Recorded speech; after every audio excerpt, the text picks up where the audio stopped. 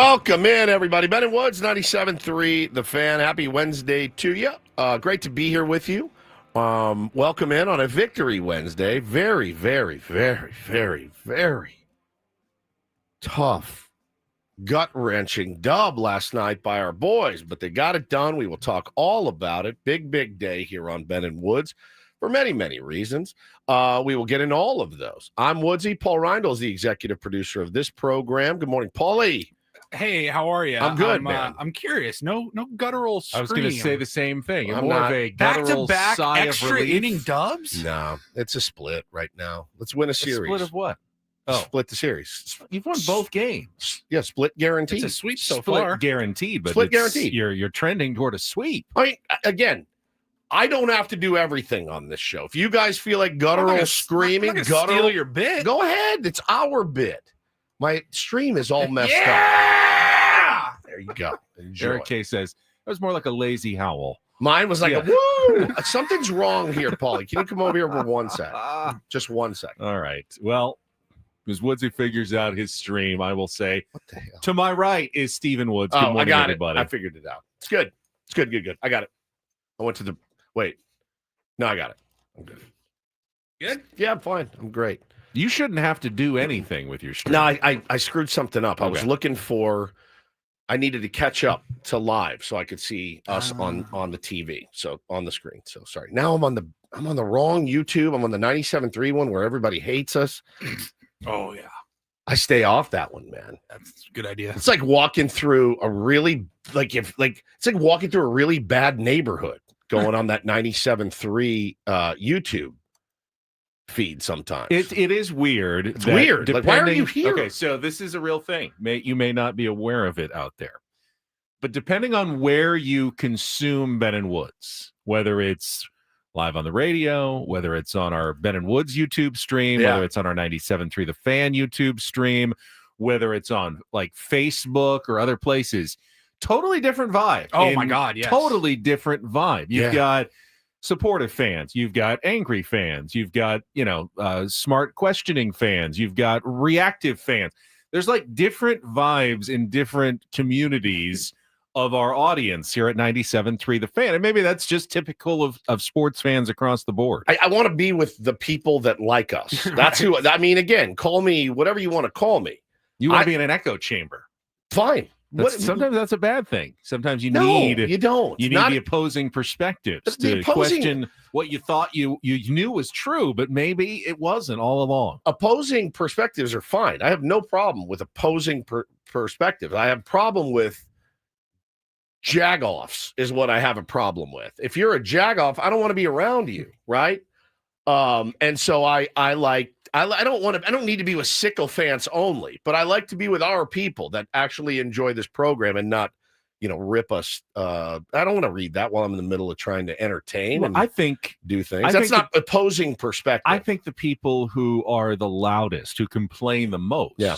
also like the program because they're listening to the course. program. No, they So hate listen. if they really didn't like the program, I would assume they just wouldn't listen. So somewhere, even if they don't realize it, somewhere deep inside, the program is ultimately very satisfying to them, and that's Even why if they they keep coming hate it, back. right. Yeah, but it doesn't mean I want to read their mean comments. Does that make sense? Yeah, I Yeah. get it. So an echo chamber is fine, whatever you want to call it. I like to be with the tier ones. That's what I want to be with. I want to be with the people in that chat. So I was in the other chat for a moment, and I was like, so there you go. It is Elisa funny, says, like- "Heart Ben, Heart Woods, Heart Paul." Think for yourself, Elisa. Are you sure you love us all? Yeah, there you go. I mean, be critical here of us. I like what Ben was saying about the different vibes on any like platform. There it is, Alex, the old snowflake wood. See, I don't there want he to is. see this S this morning, Alex. So is that the different perspective? Alex, when you go out with people, do you go out with people you hate or do you go out with people that you like? You go out with people that you like. You surround yourself with people that you like. That's all I'm doing here. So there you go. Beatrice wants to know the backstory of my new goatee. Yeah, I texted you guys yesterday, and I got the new. It's called the Van Dyke, and I wanted to try a new look. Now I'm off of the bleaching of the hair. Remember when I was on I was like, I don't really want to bleach my hair. I always wanted to do something different, and so I put the looked at a couple of pictures online, and I was like, I need to do something different with my facial hair. I never really have. I just kind of have the scruff and whatever. And mustache does not do it for me because I'm getting real salt and peppery. So I saw recommended for a salt and pepper beard is the Van Dyke. So I said, all right. So I go by yesterday to the guy at the barber shop, and I said, hey, do you know how to do a Van Dyke? And he looked at me like I asked him to do something sexually. And he was like, no, I've never heard of it. And I go, well, can you do this? And I showed him a couple of pictures. Now, admittedly, the pictures were like Pierce Brosnan and Johnny Depp. Sure. So it wasn't like, can you make me look like Pierce Brosnan? Because the answer is clearly no, right? So I just said, can you make my beard look like that? And he goes, yeah, I can do that. So he sat me down in the barber's chair, felt like Al Capone, laid me back, did the deal, and I got up and I went, I like it. It's pretty good. I was thinking James Bond as you walked in. So no, you know what he said? He said Tony Stark. He said, this is the Tony Stark. Yeah. I thought when you sent the picture, I immediately thought Marvel for some reason, and that's why, because Iron Man, Tony Stark, wears the Van Dyke beard or hair, facial hairstyle. So I looked at it and I went, all right, this is I like this. So I sent it to Hannah. I go, do you like this? And she said, I think I do. And I said, I think it'll grow on you. And so I just wanted to try something. It's going to grow on you. It will be growing on me. So that's the backstory of the Van Dyke beard or goatee. So what's the difference between a Van Dyke and a goatee? So see how it it doesn't connect. It doesn't connect. It doesn't connect. Yeah, it doesn't connect on the side. So this is kind of like the Doc Holliday too. Now, when mine gets long here, I can actually get a little twist with this stash. So there you go. That's the backstory of that. I think it looks good. I like it too. Yeah. I really do. I was like, this is kind of cool. So I'm gonna try it for a while. And good thing about facial hair, it grows back in by this weekend. It'll look totally different if I want it to. So that's what we did. Hey, it's an idea for a real or fake. Facial hairstyles Correct. Or deviant behavior. Deviant behavior. Real or fake. He really did look at me like I proposed a sex act with him. Do you know how to do it the Van Dyke? He's like, nope. I'm like, you never heard of it? He's like, mm-mm. Really? Sorry. Yeah, I've never heard of it. Really cool spot. Barbershop down by the 7-Eleven, Lucadia. Yeah. As I'm going to Bow School, I was way early and I go, I wonder how long this will take. Took 10 minutes, 15 minutes. I was in and out. Yeah, I've heard good things. Newer spot. They just moved in when they redid that center, but I wish I knew the name. I'd give them a shout out because they were really, really good.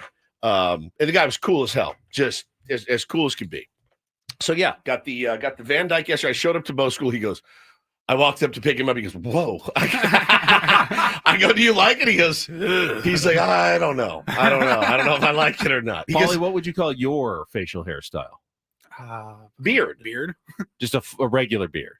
Yeah, he's got a beard. You've got a connector though between your. So I could have had this. One of the ways they do it, like we would look similar if I shaved everything else on the sides and the neck. Correct. Yeah. We could all do. Well, two of us could do Van Dykes on this show. But the thing is, it would take me another 3 months to get this beard. It's awful. There's a chin strap part to the Van Dyke that I said I don't want that. I don't want the chin strap. I don't want you to shave all of this down to here and have I didn't want a chin strap. Chin strap would not look good on me. So I just said, we'll just do this. And I did feel like I looked like for a hot second, that made me kind of sick to my stomach is Blake Trinan. I went, oh crap. I put a hat on and I went, oh no, I have the Blake Trinan now, and I don't want the Blake Trinan. I'm sure none of our fine tier ones would ever Photoshop in a Dodger hat. Blake Trinan's body. Yeah, so there was that. But man, great game last night. How was your evening, gentlemen? Did you anything exciting happen to you? Did you decide to get a new look? No, same look. Had tier 1 basketball late last night. Time was your game? Started at 9:00. Paulie, that is PM. Oh, I was in a haze at 9:00, just laying there watching this game. You? Got home a little bit on the early side, had time to Peloton before the Padres game. Actually, we got in and out for dinner, which was nice, a little midweek treat. It was very tasty as we watched the game. I'm with you, dude. I needed yesterday. It had been a while. I'm proud of you for getting the Peloton in. Yep. 30-minute Peloton ride. Do you I've found this, and I'm trying to get rid of this in my psyche. I've been working out a lot more than I used to. Now, I will be honest with you guys in the audience. I needed a day yesterday. I was supposed to go to the gym after the show. I have not bailed on a workout. I've had to reschedule workouts, whatever. I have not bailed on a workout because I didn't feel well since I started. So it's been 6 months. And I texted my trainer yesterday and I go, hey, man, it was when we were sitting in there going through the new stuff. We're doing the new show today after this 4-hour show. We're going to go do another show. It's Ben and Woods Off the Air. It'll be on YouTube. Hopefully this week we'll get it up. That's what she said. And so I didn't feel well. I was tired. My head was hurting. I looked outside. It was rainy and gray. And I go, I need a day. I need a self-care day. So I texted him. I go, I don't feel good, man. And I said, I'm not going to come in today. And I said, I'm sorry, but I don't feel it. I'm not feeling it today. And that's kind of, I've said that many times in my life, and I don't want this to turn into a habit, but I felt like I needed a day. I went and got a Jersey Mike's. I went home. I watched the documentary. I took a nap, and I felt a billion times better. I got my new beard. And Does then he guilt you? Does no, he sympathize? he was cool, dude. He gets it. He got it. Now, he pushes me when I needed a push, but I think he realized, man, not today. It's tough to know. Sometimes when you don't feel well is the time you need it the most, but sometimes you do need to take a break. I had gotten a little obsessed. I think I had gotten a streak up to about 37 days in a row Pelotoning. It's really too much. You need to give yourself Get your body a days little off. rest. So I took a day off this weekend just to stop the streak, so I didn't feel like I've got to keep this going. Yeah. Like, oh no, I got to find 30 minutes somewhere to get on the Peloton. So I just let it go. Good for you. And, That's also then I got important. back on the next day. So feel okay about it. Yeah, and so it's just like, now I did went down to the baseball fields with Bo. I did do a bunch of tricep dips on the bench. So I got something in. It wasn't just a fat load, and then walked a little bit yesterday too. But I needed it, man. Sometimes you just got to say, and there are days where you're like, no, I don't feel well, but I'm going to push through. Yesterday was not one of those days. I was like, I just need today. I don't feel like doing it. I just want to go home and I want to relax for a bit. I needed to shut the brain down for a while. So I took it. I think that's okay as well. But I think what I'm saying, so when you work out a lot too, the more I work out, the hungrier I get, which is it sucks because you're like, yeah, but I crushed it in the gym today. I can eat this, Right. this, and this. These games, Watching Peloton, time to get in and out. That's it. I just Peloton. Who deserves a treat more than this guy? Right? Like, oh, I just did this, and of course I'm going to eat this burrito.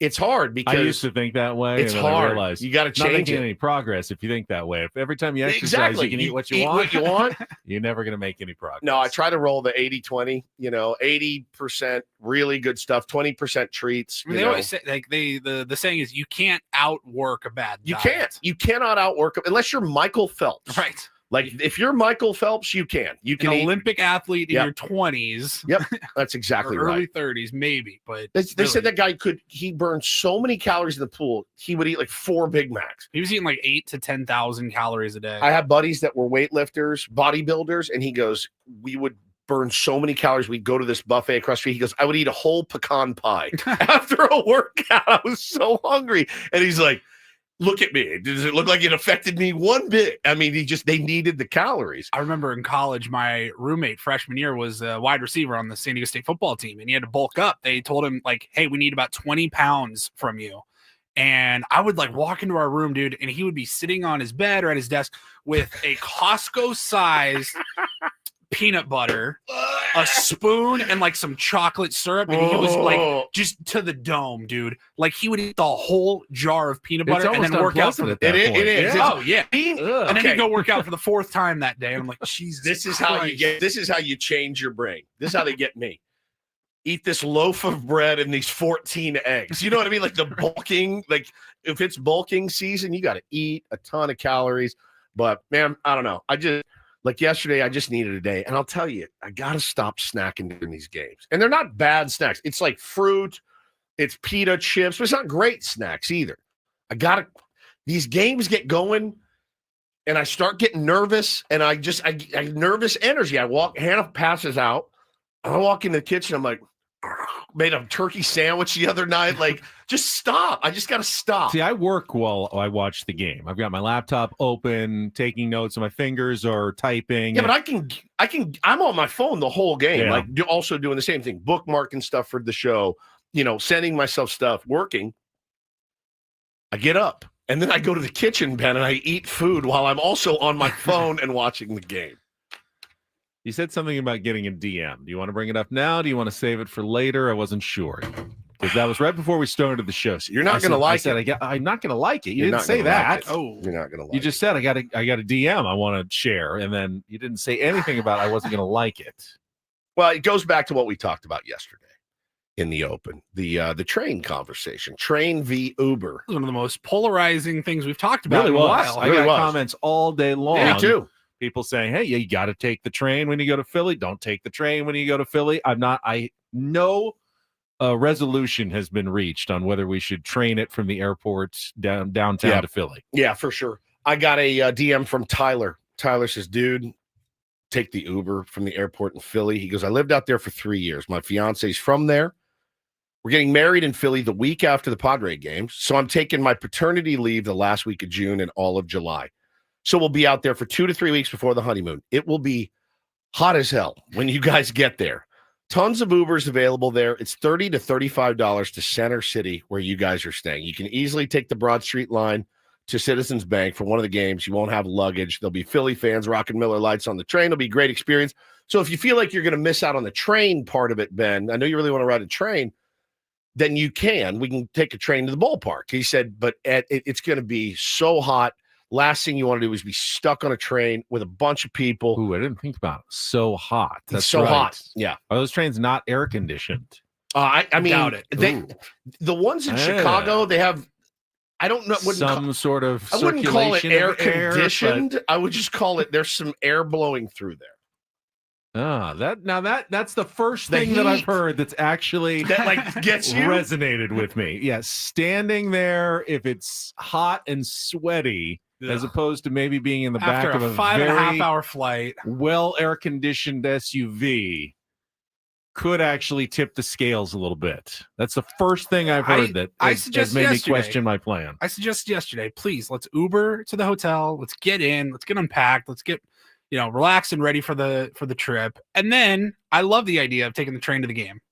I do too. Monday night with the people. Yeah. I think that would Phillies fans, not just randoms going from the airport to downtown or whatever. Like the Phillies fans also going to the same place. That could be fun. Here's my worry. Paulie's gonna get his phone and make me say "Go Padres" or something. Yeah, and see what happens to me on the train, which I'm not really looking. They go full Goodfellas. Is this your pen? That's a nice pen. Keep him here. Ben just gets stabbed in the throat with somebody's cross pen. Yo, call me when you get your phone. That was Paulie's phone that he was trying to film it. Thrown out the window of the train. Worth it. Yeah. Purple says that's how the show becomes Paul and Woods. All right, Ben, are you ready? Give everybody a big goal, Padres. I would never make it. F the Phillies. Go back to San Diego. Loser. Go back to San Diego. Get in the water. You loser.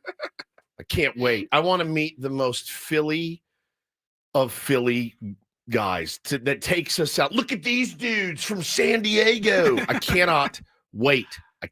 We're still the Delco accent. The Delco. Yeah.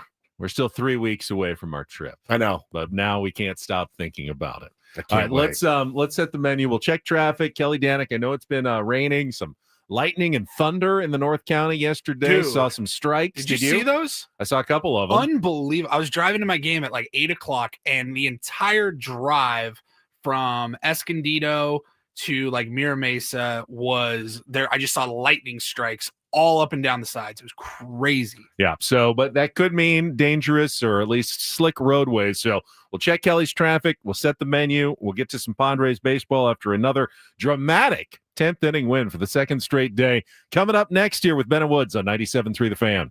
From the 855 Get Ross Traffic Center, protecting San Diego after accidents or injury, here's Kelly Danik. Good morning. The roads are off to a pretty good start. We do have some patchy drizzle reported around parts of the county, which might leave you with some slick roadways here and there, but doesn't seem to be really causing any problems at this time. Freeways are in great shape. We do have, however, reports of a surface street accident not far from the convention center. This is Park Boulevard and Harbor Drive. This is a fatal accident. So, yeah, you're going to see some traffic control in the area. I'm Kelly Danick with Ben and Wood, San Diego's #1 sports station, 97.3 The Fan. All right, got another grap up. All three straight this week have been grap ups, with the Padres pulling off another win in 10 innings. Came down to 2 outs in the 9th, where Manny Machado delivered. We'll talk about the Padres win over the San Francisco Giants. Ryan Bergert's first ever career start yesterday for the Padres, and more in our next segment. It is also a Big League Wednesday. I mean, we thought, who do we know that could talk both Padres, Giants at the same time? Well, we found the perfect guest. Bob Melvin. Bruce Bochy. Tim Flannery the is Flan going to man. be with us on a Big League Wednesday this morning at 8:35. Longtime Padres base coach, Giants base coach under Bruce Bochy, and just friend of the program and all-around good guy. Tim Flannery is going to be with us at 8:35. We'll talk about the trade deadline, which I know is still almost 2 months away, but rumors this week. We had so much Jarren Duran talk.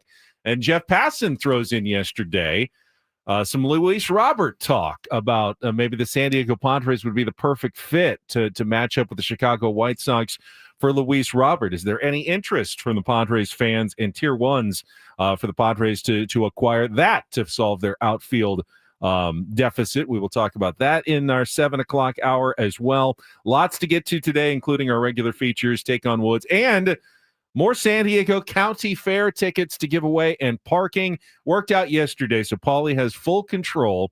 When you hear the farm animal goat sounder, Forever.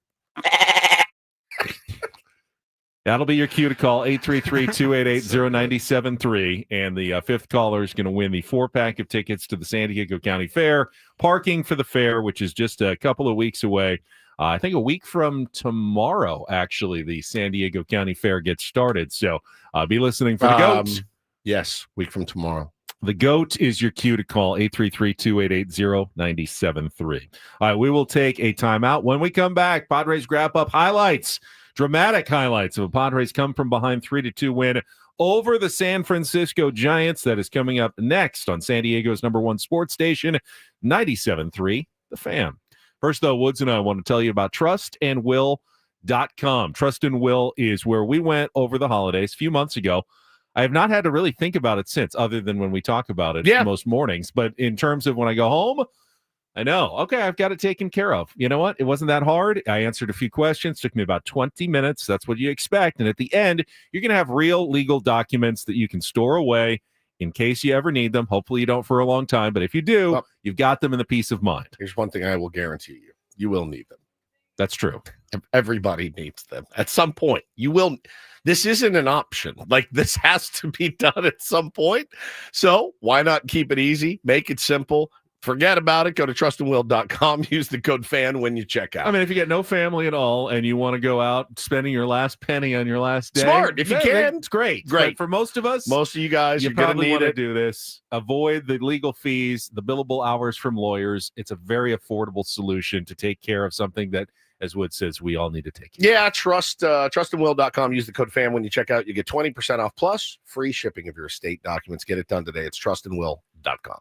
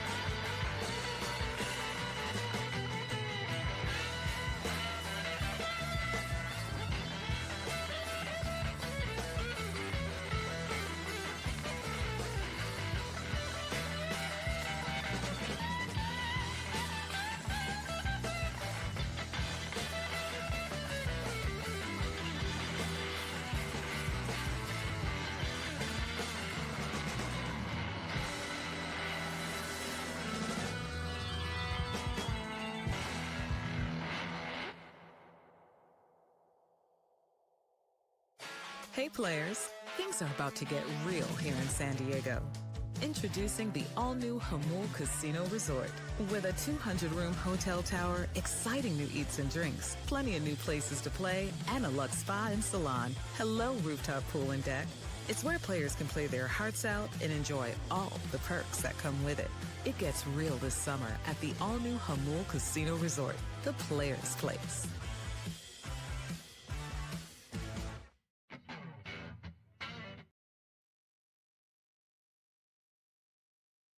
Well, it was true yesterday, and it remains true today, and even more so. Yesterday, we talked about how it felt weird. The Padres were 7-3 in their last 10 games. Just didn't feel like they were playing quite that well.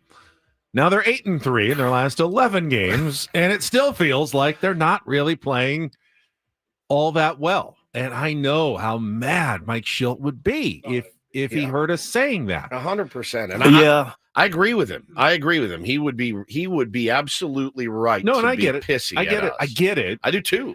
But I can't stop myself from feeling it. Well, you can't deny that there are some issues. You just can't deny it. As a Padres fan, not out there if you agree with me.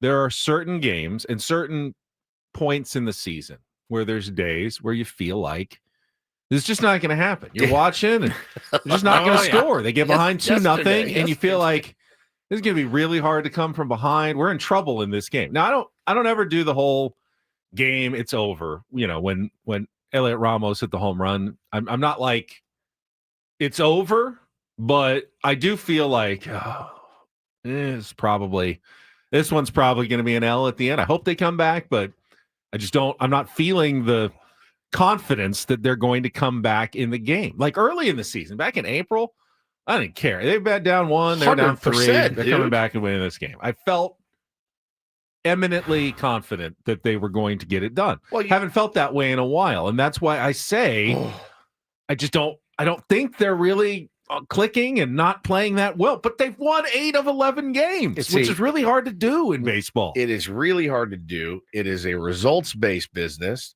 They are not getting lucky. They have gotten lucky. They've also been unlucky. I mean, you couldn't get much unluckier than they got in the first friggin' inning yesterday. You know what I mean? That's unlucky. Hitting balls at 110 miles an hour all over the yard, right at guys. We talk often about the evening out of baseball, of a baseball season. It is a real thing. It happens. When you play 162 games, it's not all going to go against you, and it's not all going to go for you. To be able to straight up stealing these games. You got dominated last night by Landon Roop. Yes, I heard Rope. him say it all night, Rope. and it's not Rope. I know it's not Rope. It's either Roop or Ralph. I think it's Roop. Dominated. His changeup was filthy, deep. Like guys were out in front all night. No, solid contact in the first. Then Jesse said he threw his changeup 13% of the time in San Diego. Got good results on it. So decided I'm going to throw it 30% of the time and started getting really good results on it last night. So Roop. So it's just the nature of that game, Ben, of where if you can just hang around, don't give up a huge inning, bend, don't break. It's all that stuff. And the Padres are good at that. They're really good at that. You know, that's grit squad. That's what Mike Schilt is talking about. That's what he's talking about. I don't think he actually used the term last night, but that is what he is talking about. Hang around, and good things sometimes happen when you don't give up and you keep it close. You're not going to win all of those, but good things happen. Now, here's the real dilemma in my mind, and we'll get to the wrap-up and the highlights in just a second.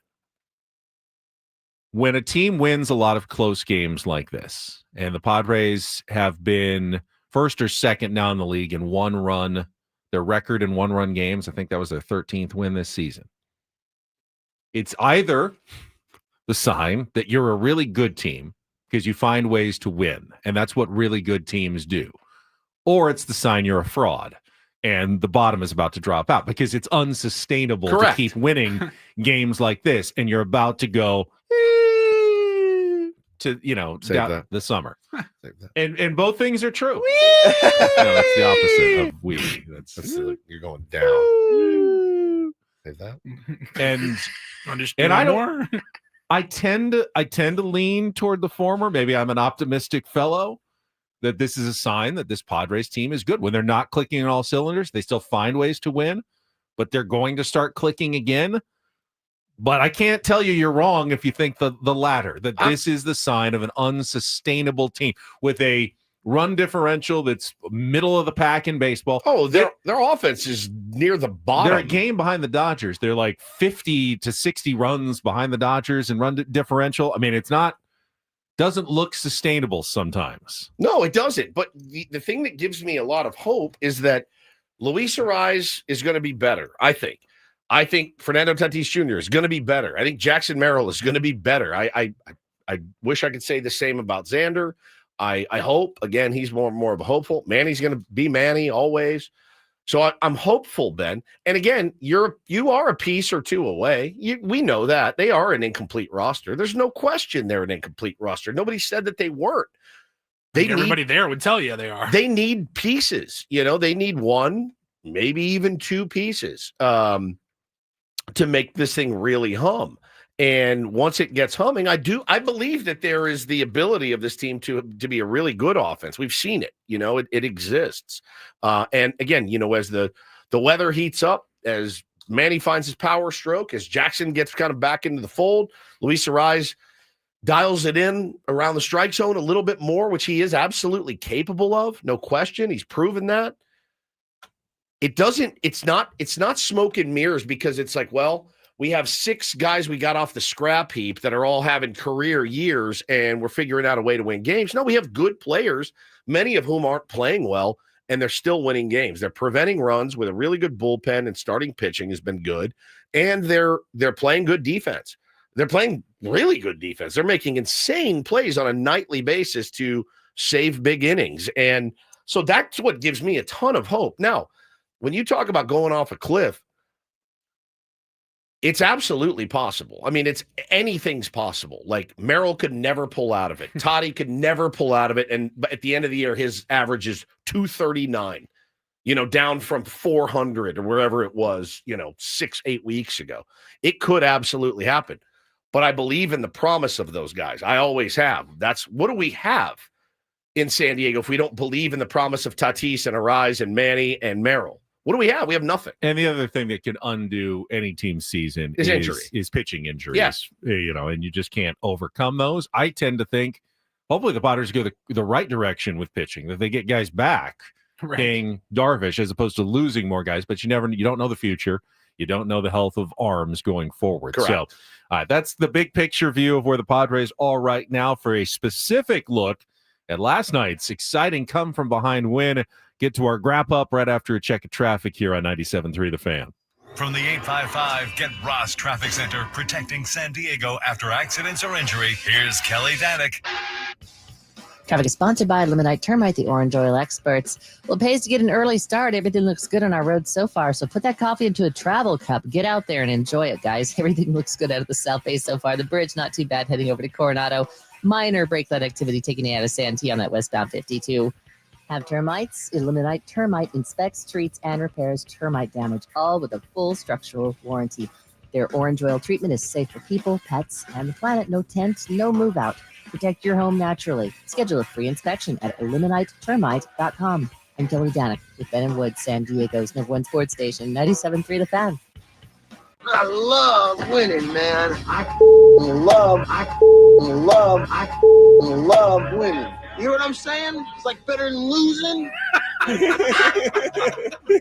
Miss any of the Padres win yesterday? Ben and Woods didn't. Yeah, absolutely. We've got you covered with all of the highlights. Oh, yes. It's the Padres wrap-up. Brought to you by Hamul Casino Resort. Things are about to get real with the all-new Hamul Casino Resort. With gorgeous rooms and exciting new eats and drinks. It gets real this summer at Hamul Casino Resort, the player's place. I want to go fast, but I want to go slow, and I want to go deep.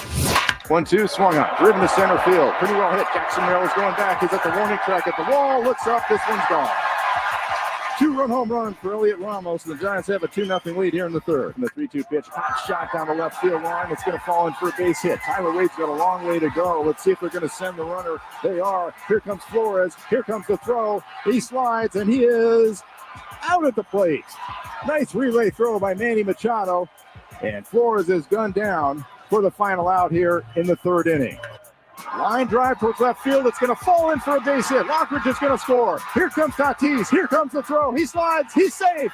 Tie ball game. They throw behind Manny now. They might have him a run down. They'll allow Manny to go to second base to make sure that the run doesn't score.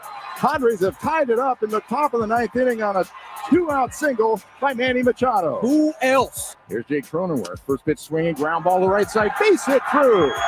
Jackson Merrill's going to score. Padres have a 3-2 lead on the 2-out single by Jake Cronenworth. A little 2-out magic. Yeah, I mean, will to win across the board. All guys on board just dedicated to the bottom line, figuring out a way to get a win. And so, we'll start with Berger. I know we want to talk about the bullpen, but it was fantastic and got stretched a little bit, not too much, but, got through 5, and that was huge.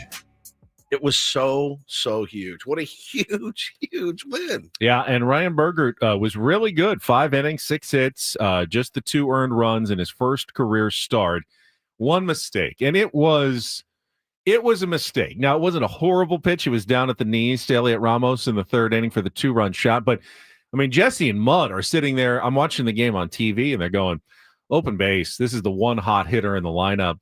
You can't let him beat you. You just can't. And he gets ahead 0-2. I think I got a little greedy going for the strikeout there when you really should have tried to make him fish. Off the plate. And if he doesn't swing and you walk him, fine.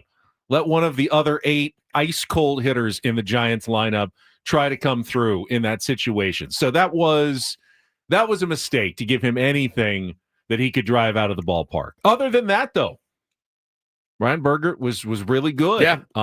For his 5 innings. He got, as you would imagine, he looked a little hyped up out there. No doubt. I don't think I could count the number of times Martin Maldonado got up out of his crouch, Settle down. Settle down sign, like you overthrew that one.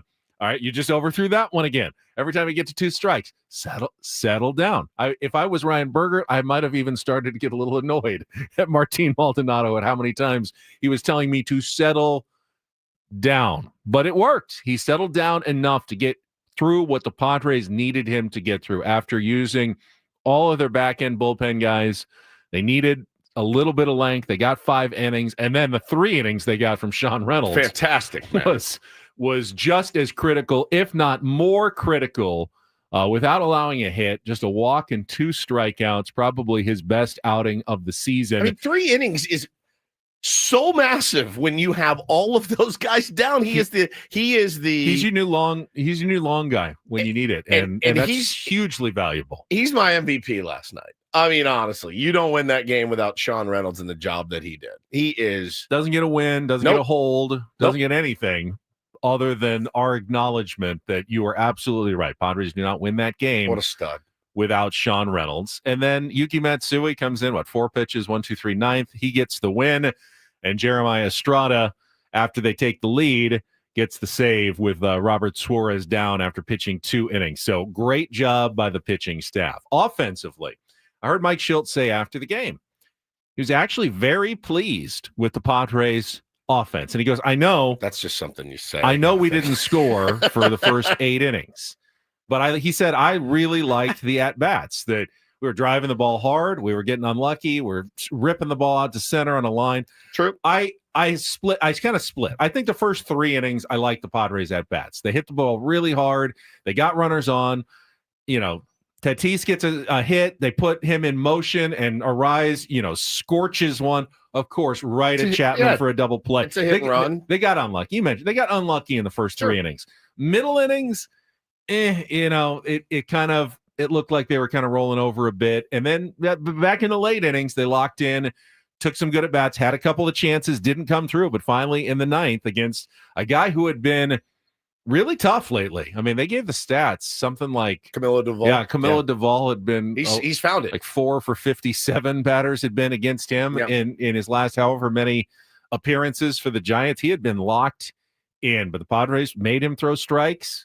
Didn't throw some, got a couple of hits there, and then Manny comes through. Manny with a huge game, 4 for 4, and the 2-out, bases loaded, 2-run single to tie the game down to the Padres' last out in the top of the 9th inning.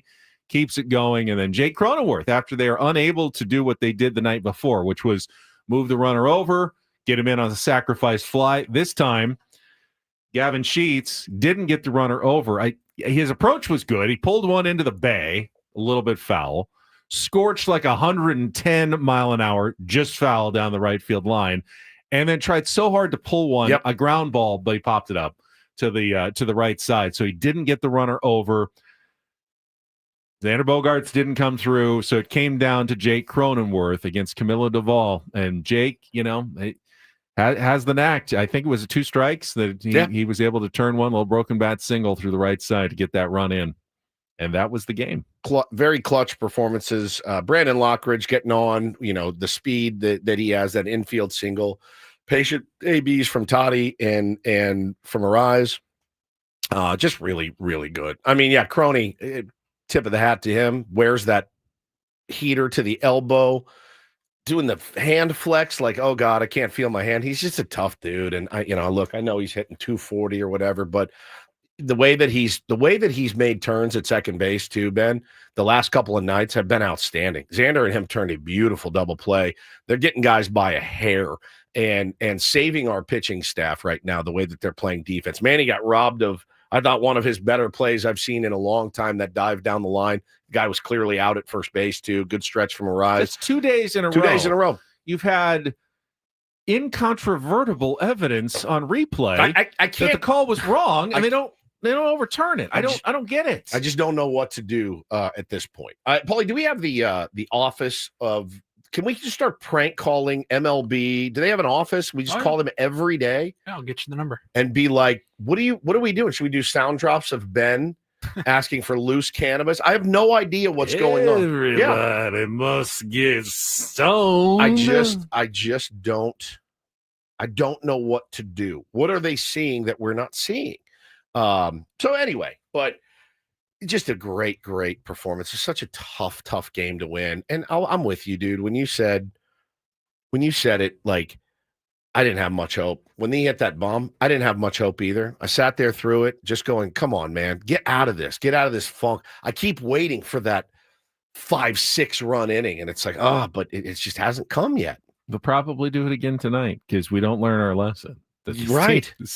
Won 8 of 11 games, and they're actually, I guess playing good baseball right now, even though we don't totally see it. It doesn't resemble what we saw earlier in the year, and I think that's the hardest part for us. But man, if you think about it, if you really think about it, doesn't it resemble good baseball? It does. But with the run prevention, with the bullpen stepping up, every guy answering the bell when it's called, the starting pitchers that aren't marquee names going out there and giving you their best effort. Isn't that, in fact, good baseball at the end of the day? That's good baseball. And by the way, at the end of the night, you're flying the W more often than you're flying the L. And I think, obviously, we want our starting pitchers to go out and go 7 and give up no earned runs. And we want our offense to score 12 runs. That's a dream. It's a dream. It's not even happening in LA where we thought it would happen. It's not really happening anywhere. Every team in Major League Baseball right now are they're incomplete, and they have their bad nights. How about the Tigers? White hot last night. I got bodied by the White Sox. You know what I mean? 8-1. It's such a weird sport. This is, I think, unequivocally, it's good baseball. They're playing good baseball. They're just not hitting up to their capabilities. That's it. It just struck me what really is the perfect metaphor here. Fernando Tatis Jr. is a microcosm of the Padres right now. Yes. He's undoubtedly in one of the coldest slumps of his career. He's not looking like Fernando at the plate, but he's still doing things to help the Padres win. No question. He's reached base in 7 straight games. Got on 3 times last night. Yeah. The only time he hit the ball really hard was to lead off the game. First pitch, smoked one to center. It's an out. Wasn't rewarded for that. Had a more of a looping single and then got, doubled off a first on a line drive, but walked twice. and, continues to make good plays, made a bunch of good plays out in right field, uses his legs to score the tying run in the top of the ninth inning, speeds around, that's not another guy. A slower runner doesn't necessarily get home on that Manny single. Manny talked about it after the game. He said, I knew it was Toddy at second, so I didn't have to find a gap. I didn't have to, hit it 115. I just had to put it in play in the outfield, and he was going to score. That was an important part of it for Manny Machado. Fernando Tatis Jr. isn't hot, just like the Padres aren't hot, but he's helping them win, and they are winning ball games. He's making the most of a slump right now, and the Padres are kind of doing the same thing at the same time. Now, again, I'm with you. I do think I'm still confused as to why he's at the top, but the more I think about it, do you want Jackson up there? Do you want Luis Ariz? I don't know. I'm going to leave that to the brain trust of the San Diego Padres. I'd probably, if it were me and they said, Woodsy, you're now in charge, I'd probably switch it up a little bit. I would,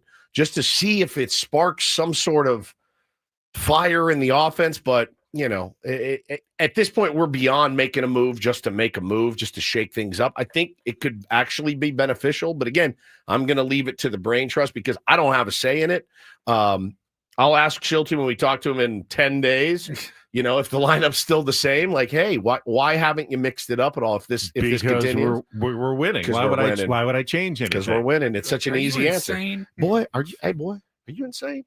So yeah, just to maybe get guys going. I don't know, man. But again, we are a piece or two away offensively. You need pieces. And one thing that I don't believe in, that a lot of baseball people do, but I don't, is that you don't make a change because you're winning. You can always get better. Yes. No one has found the perfect formula. You can always improve. Now, don't mess with good things just to mess with them. But there's definitely some things you could change with the Padres right now and potentially make this team better. I don't think you're gonna kill the team if you drop Fernando Tatis Jr. out of the leadoff spot. I really don't. I don't either. I don't think you're gonna kill. You're not gonna kill his confidence, kill the vibes, whatever. We had won 8 of 11, and then you drop Tatis. If they do lose, it's not because you dropped Tatis from the top of the lineup. Yeah, it's because you didn't play well. I don't either. I really don't. And sometimes there's people in baseball who go, you can't mess with a winning team. But I don't subscribe to that theory. Find a way to improve on the margins. Schulte is always saying that. Hey, win games on the margins. Little things make a big difference in baseball. We'll continue to talk about last night's big win. Padres going to try to make it 3 in a row over the Giants, 4 in a row tonight. Another night game as the 4-game series continues. Don't do this and more coming up in our next hour. Ben and Woods on 97.3 The Fan.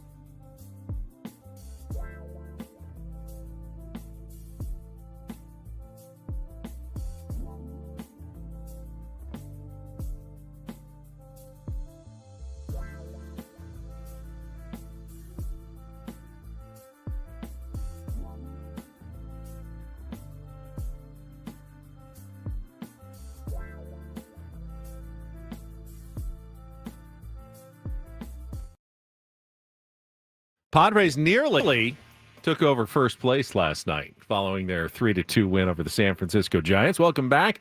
Ben and Woods with you until 10 o'clock this morning on 97.3 The Fan. Catch us on the radio, YouTube. We're streaming on the Odyssey app. You can also listen to the show after the fact on Spotify, Apple, and all your other podcasting streaming locations. So, yeah, the Dodgers were down late, 5-4. If they had lost, the Padres would have moved percentage points ahead of the Dodgers for first place, Woods in the NL West. But Max Muncy homered in the ninth inning to tie the score at 5, his second home run of the game against the New York Mets. Been locked in. Yeah, he has offensively. six homers in last 8 games. He has been hot. And then He's never been hot. That's true. He's Max Muncy. He's hitting the ball well. And then after they got through the top of the 10th without allowing a run, Tanner Scott, you unfortunately got a little too excited about. I know I did. Tanner Scott. You knew, yesterday. but I also said, he's going to get locked in again. And he looked locked in yesterday. He came in the bottom of the 10th. They intentionally walked Shohei. Got Mookie to fly out without advancing the runner, so I had hope for a second. And then Freddie Freeman hit an opposite field ball to the wall that Brandon Nimmo probably could have caught. But landed right next to him on the ground. Didn't hit off the fence I thought it was going to be a home run the way Freddie reacted, but he didn't even get it quite to the fence. And Nimmo was there, but he all twisted around, turned around. Once the ball fell, Tommy Edman came around and scored the free Manfred man runner, and the Dodgers did pull out a 6-5 win over the New York Mets to remain a game ahead of the Padres in the National League West. I mean, look, I know it's early June, but I promise you they didn't think that they were going to be looking over their shoulder. This, I mean, it's not late in the season, but I promise you they were not like, geez, man, Padres are hanging around, and that's exactly what we're doing. KG in the chat sent me some stats to my Instagram. So gauge your level of concern here. Padres since April 15th, so 40 games. Ready? Average 26th. The only NL team worse is the Rockies. OBP 27th. The only NL team worse is the Rockies. Slug 25th. Hits 28. Doubles 28th. Homers 28. Runs 24th. RBI 26th. Ground ball rate second highest. BABIP 29th. Whoa. And that's since what date again? April 15th. April 15th. So 40 game. April 15th. A 40 game sample size. All right. So, and over that time, they were 14-4 on April 15th. Mm-hmm. So since then, they're one game above 500. So they've played 500 ball with poor offense over the last month and a half of the season. Yeah. Makes sense. They're 11 games up now, 11 games above 500. They were 10 games up. They were 10 games above 500. You get off to a 14-3 start or whatever, you can buy yourself that cushion. But they've played 500 ball for the majority of the season so far. Nothing wrong with long stretches of 500 ball as long as your other stretches are above 500. Correct. And not a you 10 can't game go losing 4-14. Right. You know, that's fine. But yes, their offense needs help. They need help. I mean, right now, until they find a left fielder, I don't foresee them necessarily improving at catcher offensively. Man, Diaz the only way that they can belt tie heaters, dude. The only way they can really be locked in offensively is if 5 or 6 of their first 7 batters are all locked fairly in. hot. Yep. And we haven't seen that since the first 2 weeks of the season. After that, Merrill got hurt. Guys got cold. Crony got hurt. Tatis eventually got cold. We have not seen it. Will we see it again? Maybe. The time you really want to see it is in October. Is everybody getting hot at the same time? Sure. But you got to get there first. Can they get there? Yeah, they can. If they played 500 ball the rest of the season, I think that would get them to 87 wins. Not a guarantee of making the playoffs, but certainly not, there's no chance you can make the playoffs with 87 wins. Usually 87 gets you in. I think it's going to take a few more. I do too. In the National League, but they don't have to play out of their minds the rest of the year to go to the postseason like they did last year when they were 50-50 through 100 games. And they needed to play 12 to 14 games above 500 in the final 2 months of the season. And they did. And did even better than that. They won't have to do that this year because of the hot start they got off to. They just have to avoid really extended, dips where they're losing a bunch of ground. And so far they have done that. They had a couple of dips. They got down to 6 above 500, but have recovered now with 8 of 11 to get back to 11 games above 500. It's crazy, man. They're okay. Are they weathering the storm? They are. Or are they is their team just a storm and it's never going to find the clear skies? Yeah, the port and get back to the dock, to the pier. We talk about a lot of the injuries and the pitching injuries are the ones that concern me the most. Like I'm very concerned about Michael King and Yu Darvish. And we know we're not going to get Joe Musgrove this year. That doesn't have any impact on the team being in the bottom 5 of every offensive category for the last 40 games, though. It really hasn't had any impact at all. It will eventually, but every guy who stepped up, Randy Vasquez, Stephen Kolek, and now Ryan Bergert, have all done an adequate job of filling in when they've asked. The offense has done an adequate job when needed at times as well, as evidenced by 8 of 11, right? Adequate. They are, I think, weathering the storm is really the best way to put it. Finding a way to win ball games. And somebody mentioned in the chat earlier, the Boston Red Sox have lost 17 one-run games. 17 already. We're at June 4th. 17 one-run games already this season. That's the flip side. That's the glass half empty. We are the glass half full right now in San Diego. They do believe in themselves. They do believe in what they have. Mike Schilt clearly believes in running that lineup out there every day. AJ Preller, he's working behind the scenes to get pieces, figure out what he can do to try to bolster the team. They're keeping their head well above water right now, whilst they wait for any potential move. So I remain impressed, though. If you ask me my general feeling as a Padre fan, I don't feel impending doom. I feel like, man, when these guys get clicking now, we've said that crap before in 23. I'd like to eliminate it from the vocabulary, but I can't because I believe in all the guys that we have. I do. I believe in them.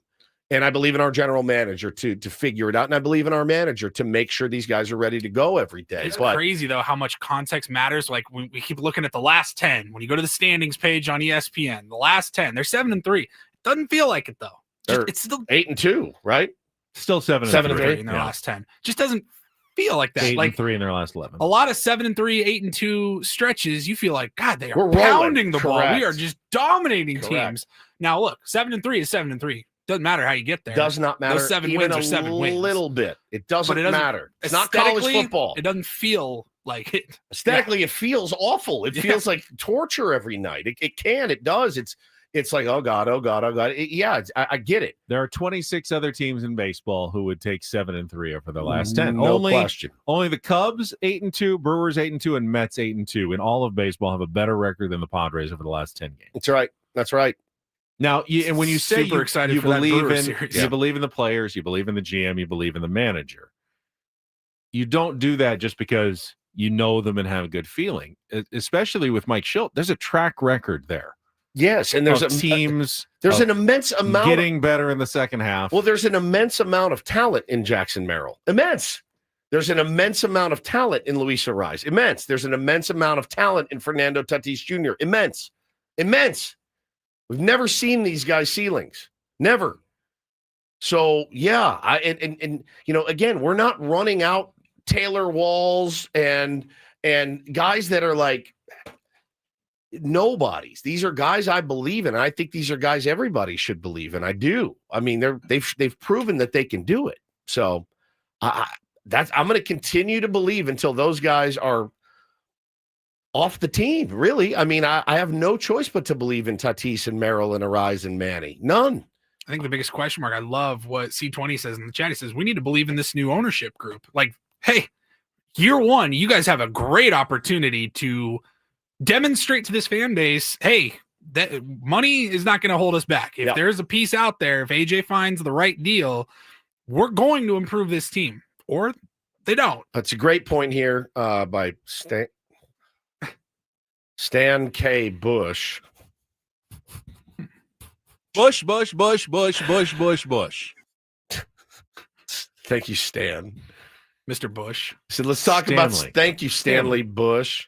He said, let's talk about some D. How about that relay to home plate from T-Wade to Manny? Manny short hopped that on purpose. Absolutely. The long hop, perfect throw. These are the kind of things they are doing. You think about Iglesias the night before. You think about the double play he turned. You think about the double play Xander and Jake turned last night. Was beautiful. Beautiful double play. They're preventing runs.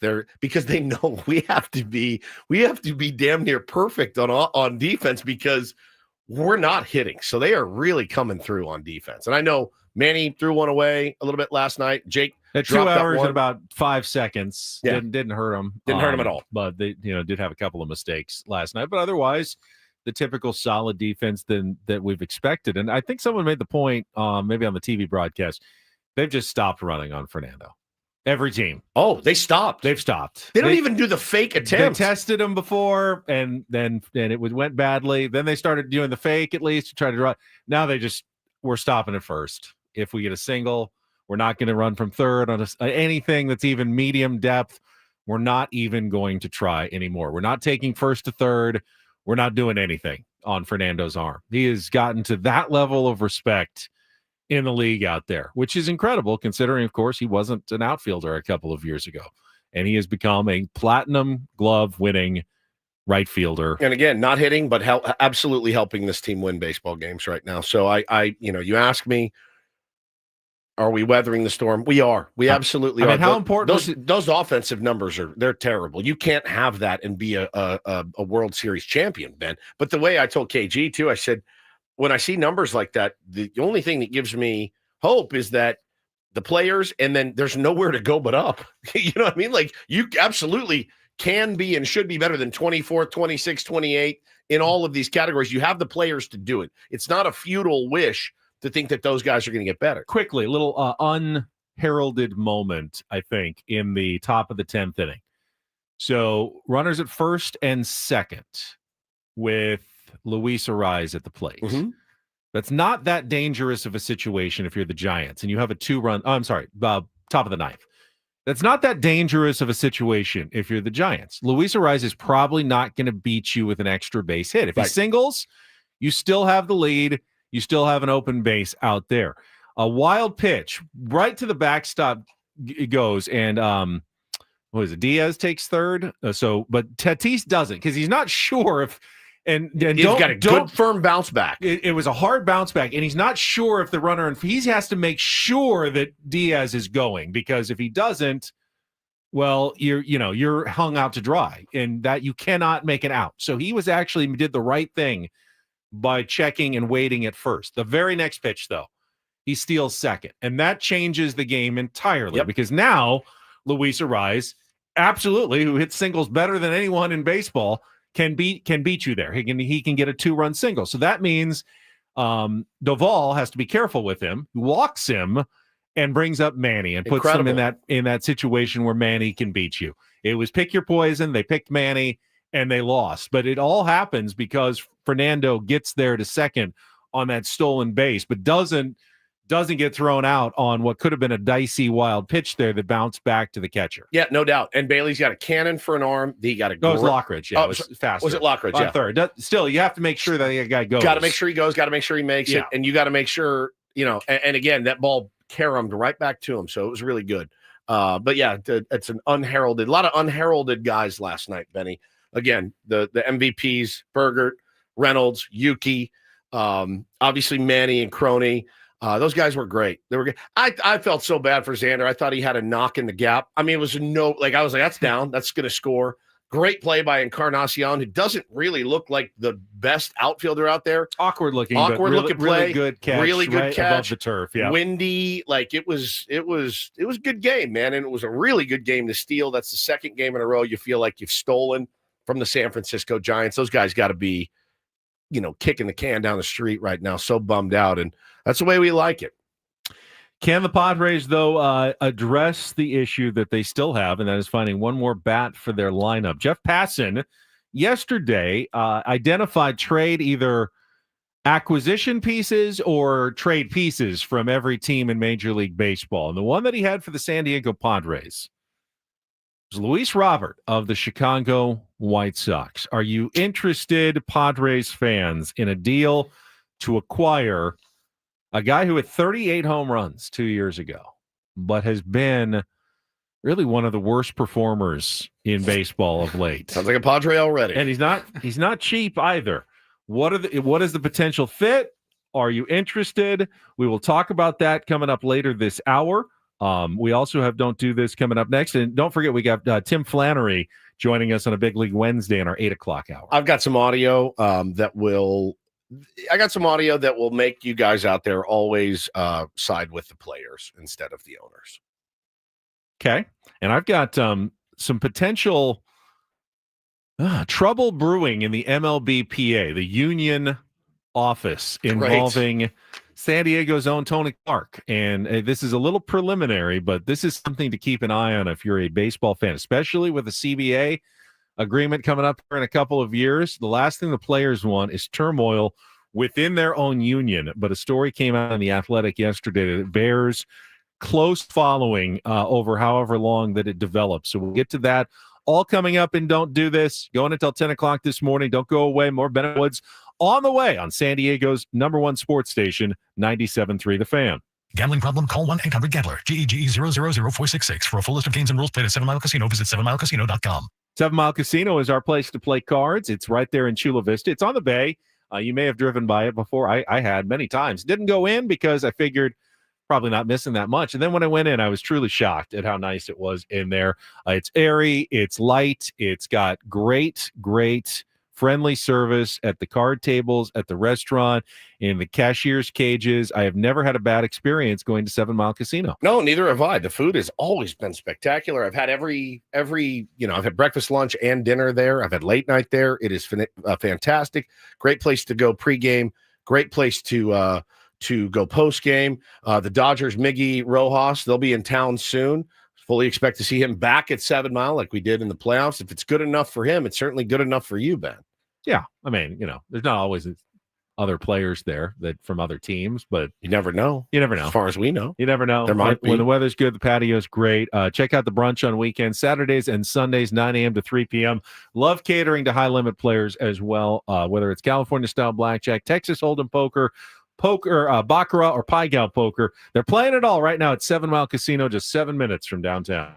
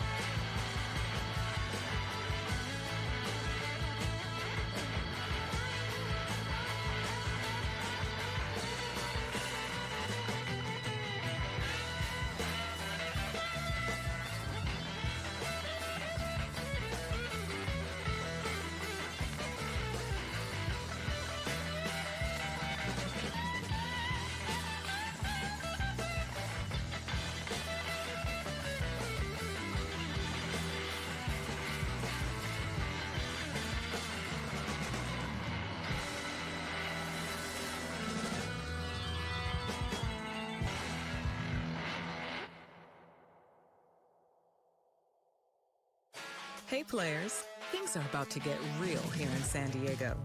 Introducing the all-new Jamul Casino Resort.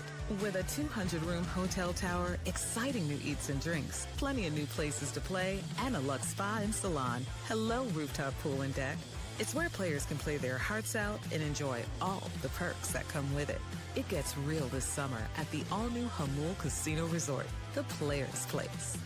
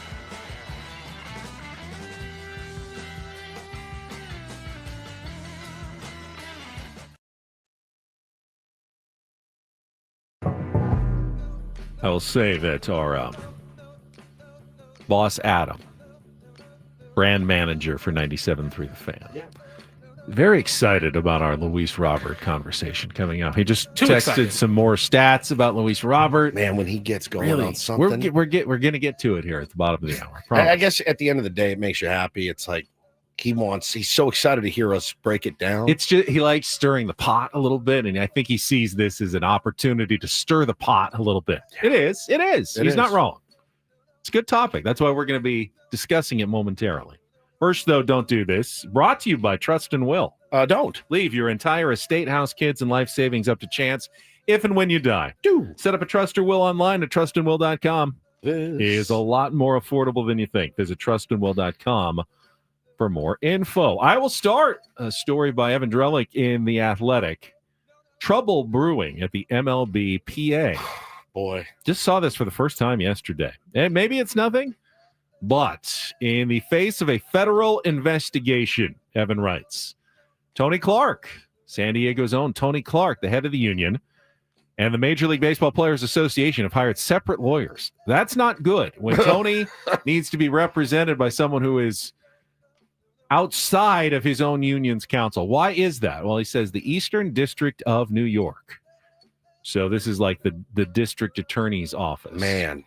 Is reviewing whether MLBPA officials, and presumably Tony Clark is somewhat in the crosshairs of the investigation because he hired a lawyer, used licensing money to improperly enrich themselves. Oh. That sounds a lot like embezzlement, sort of like the word that comes to mind. Just say what it is. In this embezzlement. Story. So they've both hired different lawyers. The scope of the probe is unclear. Investigators have also communicated with the NFL's players union and a licensing company co-founded by both unions. And we'll see what happens with this. The timing could not be much worse for the MLBPA. I mean, they could be right in the middle of like huge negotiations or in the middle of a lockout. That would probably be worse. But with the CBA set to expire at the end of next season and a lockout anticipated, certainly something that if you're a player, you don't want to see anything like this gripping your union at this time. Well, not only that, but you also don't want to think, you don't even want the specter that the head of your union is stealing money from you and your union. That's the last thing on the planet you want. Negotiations and all that aside, like we voted you in to represent us. You were a player. This would be very bad for baseball. Now, Tony's been pretty above reproach, I think, for most of his tenure. He's lasted a long time in this position. He's a former player, obviously. Yep. Tends to be well respected by the rest of his players. So we'll see. Maybe this is maybe it's nothing. Maybe it's dirty tricks. Like the owners have decided, hey, we can throw them a bone and see if we can start an investigation. I don't know, but certainly something to watch out for. Man, I was so excited about the debut last night of one Jack Caglione. Oh, there he is. I love this kid. He is.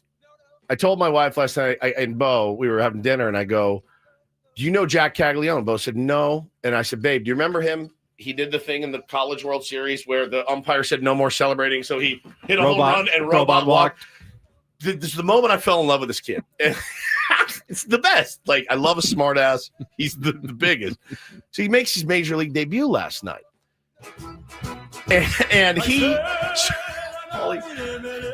makes his major league debut last night. Hits his first ball in the big leagues to the gap, 114 miles an hour, 370 expected batting average. Victor Scott comes out of nowhere, makes a phenomenal play, robs him. Next, ground out, 112 miles an hour. Nolan Arenado, brilliant play, robs him. Has 5 ABs, got out on everyone. He had 4 ground outs and a line out.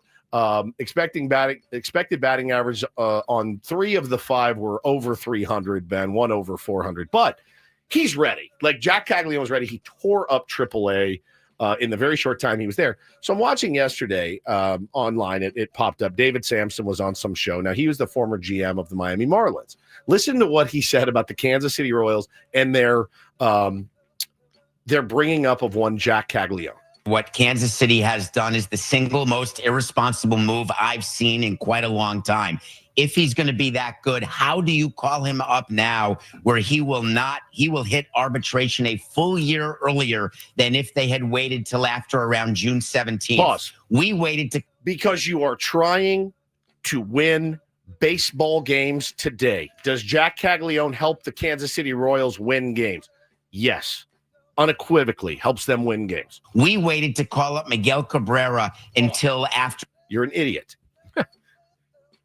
We waited to call up Miguel Cabrera until after June 17th, and therefore we got an extra year at the minimum. I have no idea how a team that's not in the top 10 of payroll is not paying attention to dates. And the Royals forcing the issue, that's a bunch of horse hockey. I'm so proud to be a San Diego Padres fan for so many reasons. The fact that we don't pull this crap is up there. It's up there. Thank you, Peter Seidler. Is it smart business? Smart business? Yeah, it is. It is.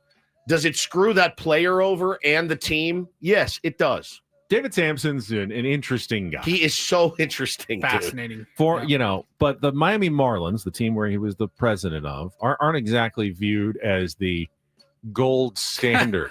Yeah, they won a couple of World Series. They've done nothing. Have they ever made the playoffs other than the 2 years they won the World Series? Skip. They did with Skip. Yeah, they did. Of course they did.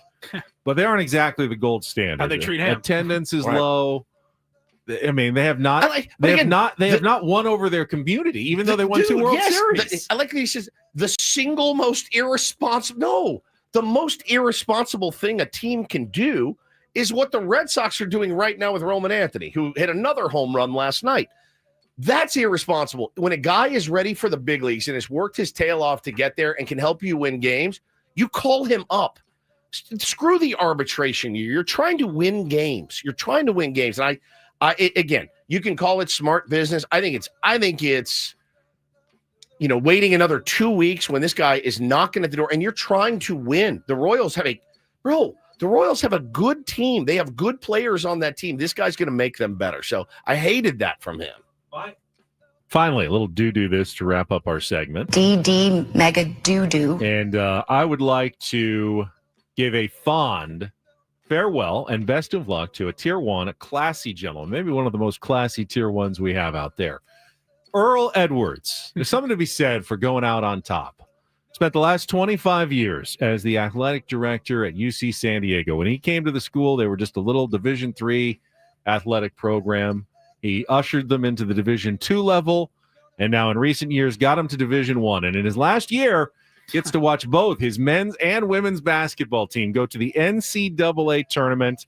Announced his kind of semi-retirement yesterday. He's going to continue on as a special advisor to the chancellor at UCSD, working in fundraising and community engagement. But that's a success story in San Diego, what Earl Edwards has done with resume, man. UCSD sports and athletic programs over a quarter of a century. He's a really nice, really good gentleman and a class act in San Diego sports. I always like the name Earl. If your name is Earl, you're a badass, dude. The double E, Earl Edwards, too. Oh, just rolls 100%. Look, I don't want to say it's easy, but like I feel like any athletic director can go to Oregon, Ohio State. You know what I mean? Like these big schools with every resource in the world. Right. And UCSD is not a small school as far as just like athletically they are. But man, to take them from D3 to D2, sick, and dude. then D2 to D1, and then see the success that they had. That's awesome. Like that's a hell of a career. That's awesome. awesome. The students to vote for it and pay for it. I mean, not easy. Not easy. Well done, a lot sir. of force of will there, and job well done for Earl Edwards. Quickly. And that is, go ahead. Oh, go ahead. No, you go ahead. And that is don't and do this for a Wednesday. That was Don't Do This with Ben and Woods on 97.3 The Fan. Wanted to give a quick birthday shout out to our beloved friend Caesar, his daughter Natasha, who is just the most adorable little girl. It's her birthday today. I don't know. I'm guessing 9. She's might be older now. 8? She's a young woman. 10? 9, 10, 11, somewhere in that Caesar, range. text us. Happy what year? I mean, I remember when she was a baby. I remember her. And, my wife's her godmother, I believe. I remember her and Bo playing piano at your house together, and I've got the sweetest little video. And to see her now all grown up, happy birthday, Natasha! And we love both of you guys very much. She's 23. She's not 23. No, Caesar's dreading that Oh, that age, yeah. I'm sure. Oh, yeah. yeah. Happy birthday, Natasha. Happy birthday, Natasha. All right, we'll come back. Yeah, Luis Robert. Is he the right guy? You might say no. But there's some reasons to say yes as well if the Padres are interested. We'll talk about that. 11 years old, says Caesar. Coming up next after a check of traffic here on 97.3 The Fan. But first, let me tell you real quick about my beloved QC Kinetics. Thank you guys for everything you've done for me, getting me back on the golf course, the baseball field, the gym, all of it. Couldn't have done it without you. If you're living right now with sore knees, and I mean like painful to the touch, knees, shoulders, hips, back, any joint, call QC Kinetics today. You will not be disappointed. They're powerful cellular level treatments. Go after the source of the pain. They're not trying to just dull the pain with drugs or mask the pain. They go after the very source of it. Took me 5 treatments in each wrist, and man, I was super nervous. I was super skeptical. If I got through it, guys, you can do it. Trust me. So say goodbye to that chronic pain. Live your best life today. Get back to doing the things that you love so much. I hate to think that we've got tier 1s out there missing out on things that they love to do because of joint pain when it's just a phone call away. Free consultation at QC Kinetics, 619-614-PAIN, 619-614-PAIN. Again, QC Kinetics at 619-614-PAIN. They got locations in Torrey Hills and Hillcrest. Let them know when you call that number, 619-614-PAIN, that Woodsy sent you.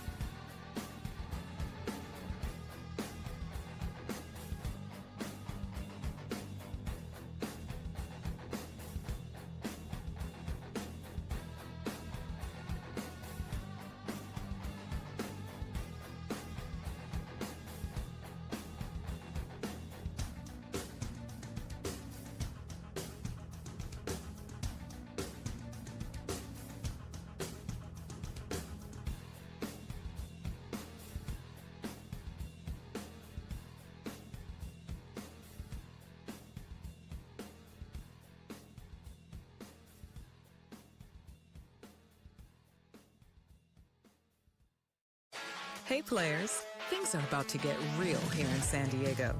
Introducing the all-new Hamul Casino Resort. With a 200-room hotel tower, exciting new eats and drinks, plenty of new places to play, and a luxe spa and salon. Hello, rooftop pool and deck. It's where players can play their hearts out and enjoy all the perks that come with it. It gets real this summer at the all-new Hamul Casino Resort, the players' place.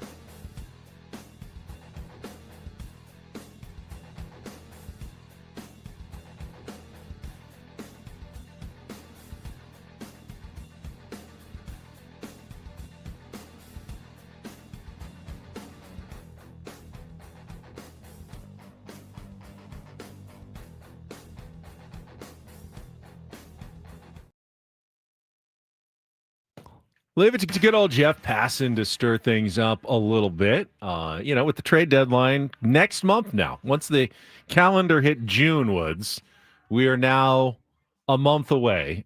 I mean, we're closer still to 2 months away, but the next month will feature Major League Baseball's trade deadline. It's starting to be the time where you can identify teams that are definitely in it and teams that are almost certainly out of it.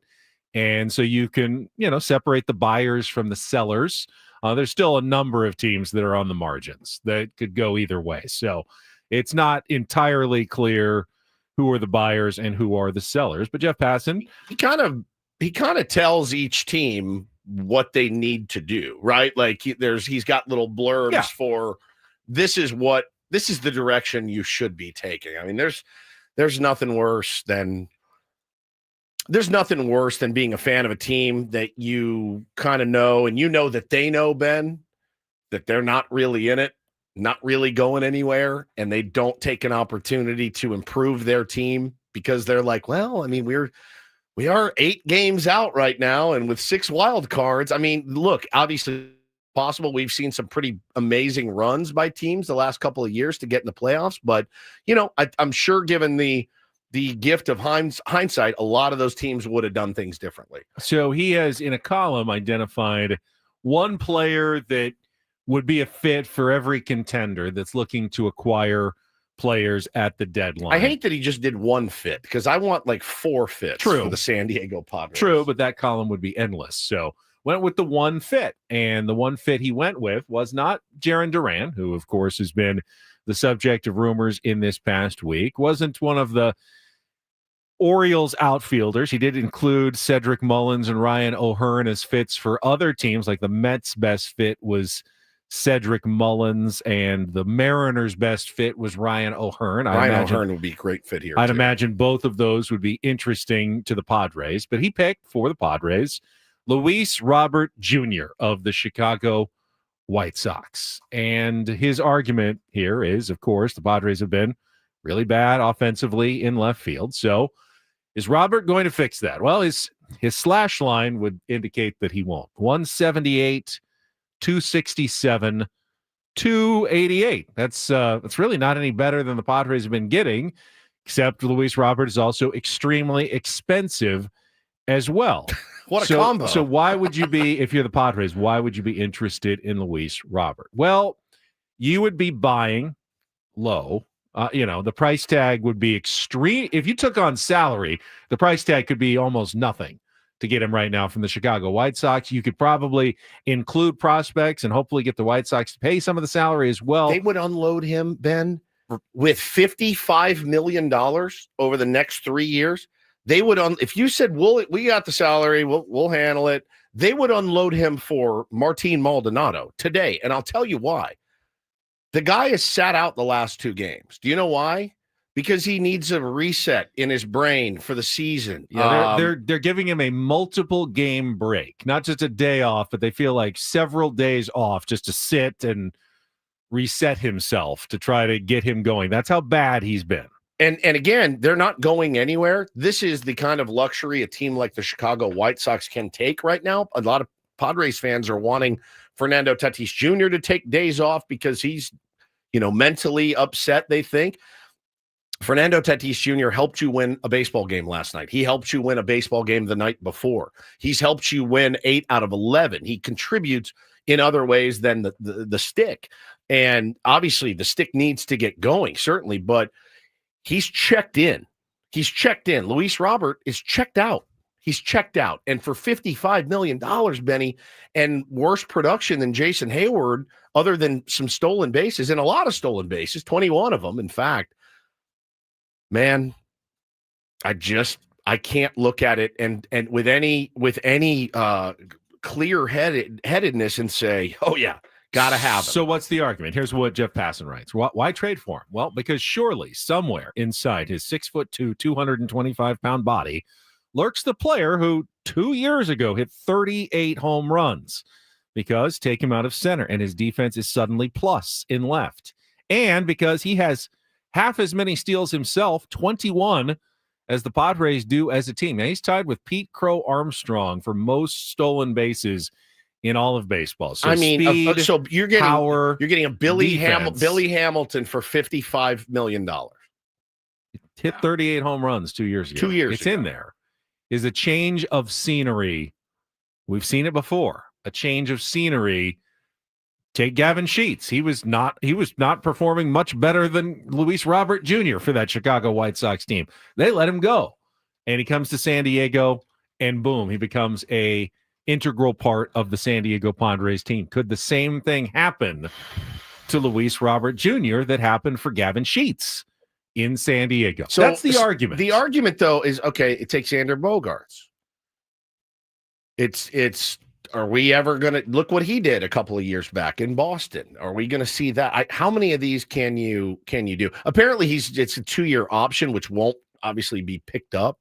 What happens if it's a club option? What happens if you trade for him? Yeah, look it up real quick. If it's a team option, that's interesting. I mean, if the price is low, if the price is it is a club option for $20 million per year for the next 2 years. So what happens if you traded for him today? You would only prorated 15. You would only be responsible for the prorated amount for the rest of this season. 15. So at this point, you've played 1/3 of the season. $10 million. About $10 million today.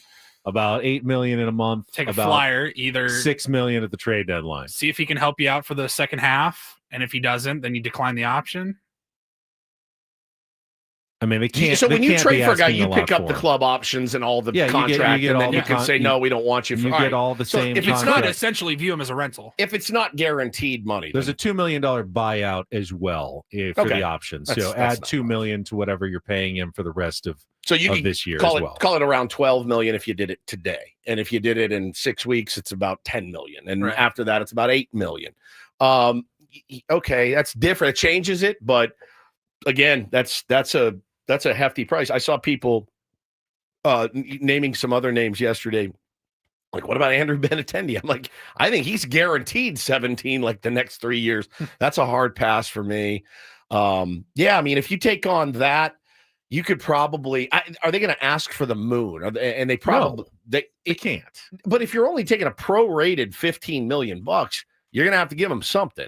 They're not looking to unload because they're not looking to just unload that because they're going to turn down those $20 million options anyway. Are there a lot of other teams who are knocking on the door for Luis Robert? That's what determines prospect value. I've heard the Dodgers are interested in him as well. That would drive the price up. If the Padres and Dodgers got into a bidding war, which sounds crazy, for Luis Robert Jr., that would drive the price up. If the White Sox are calling around, no one's really interested.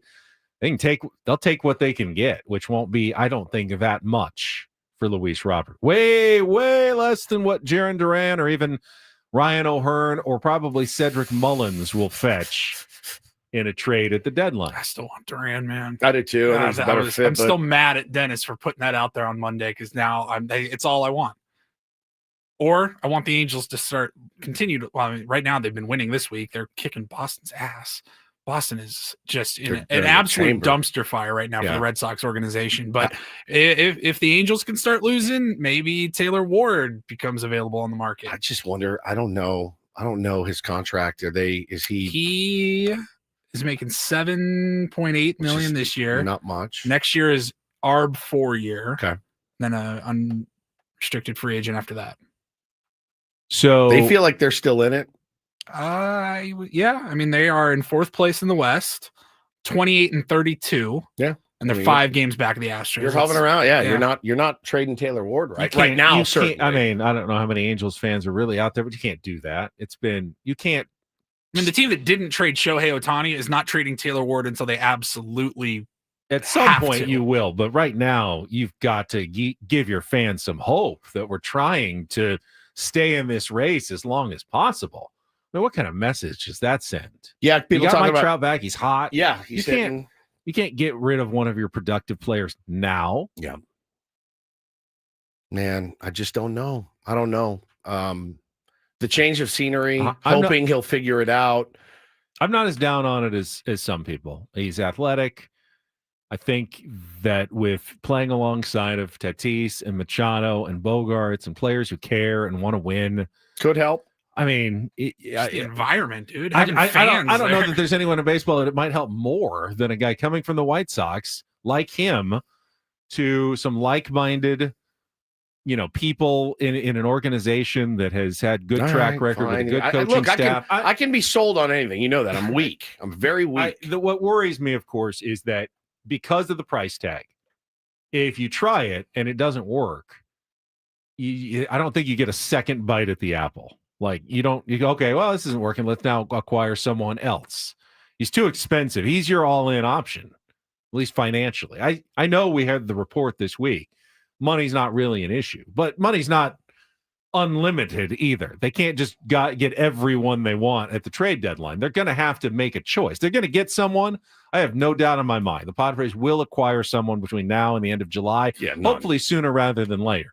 But they got to be right, with who they acquire, because they only get one shot at this at the trade deadline. They don't get multiple options of different outfielders to try out and bring in on minor league deals. You get one shot. Do you want to wait until more players are available, maybe like Taylor Ward? Or do you want to do it now when it might do more good because you have that player for longer, but you're gambling even more. You're spending more, your time is running out. So. Stop saying Hunter Renfroe, keeping it real. He's terrible. Terrible. Right. I forgot. We got to check traffic. We'll continue this discussion on the other side.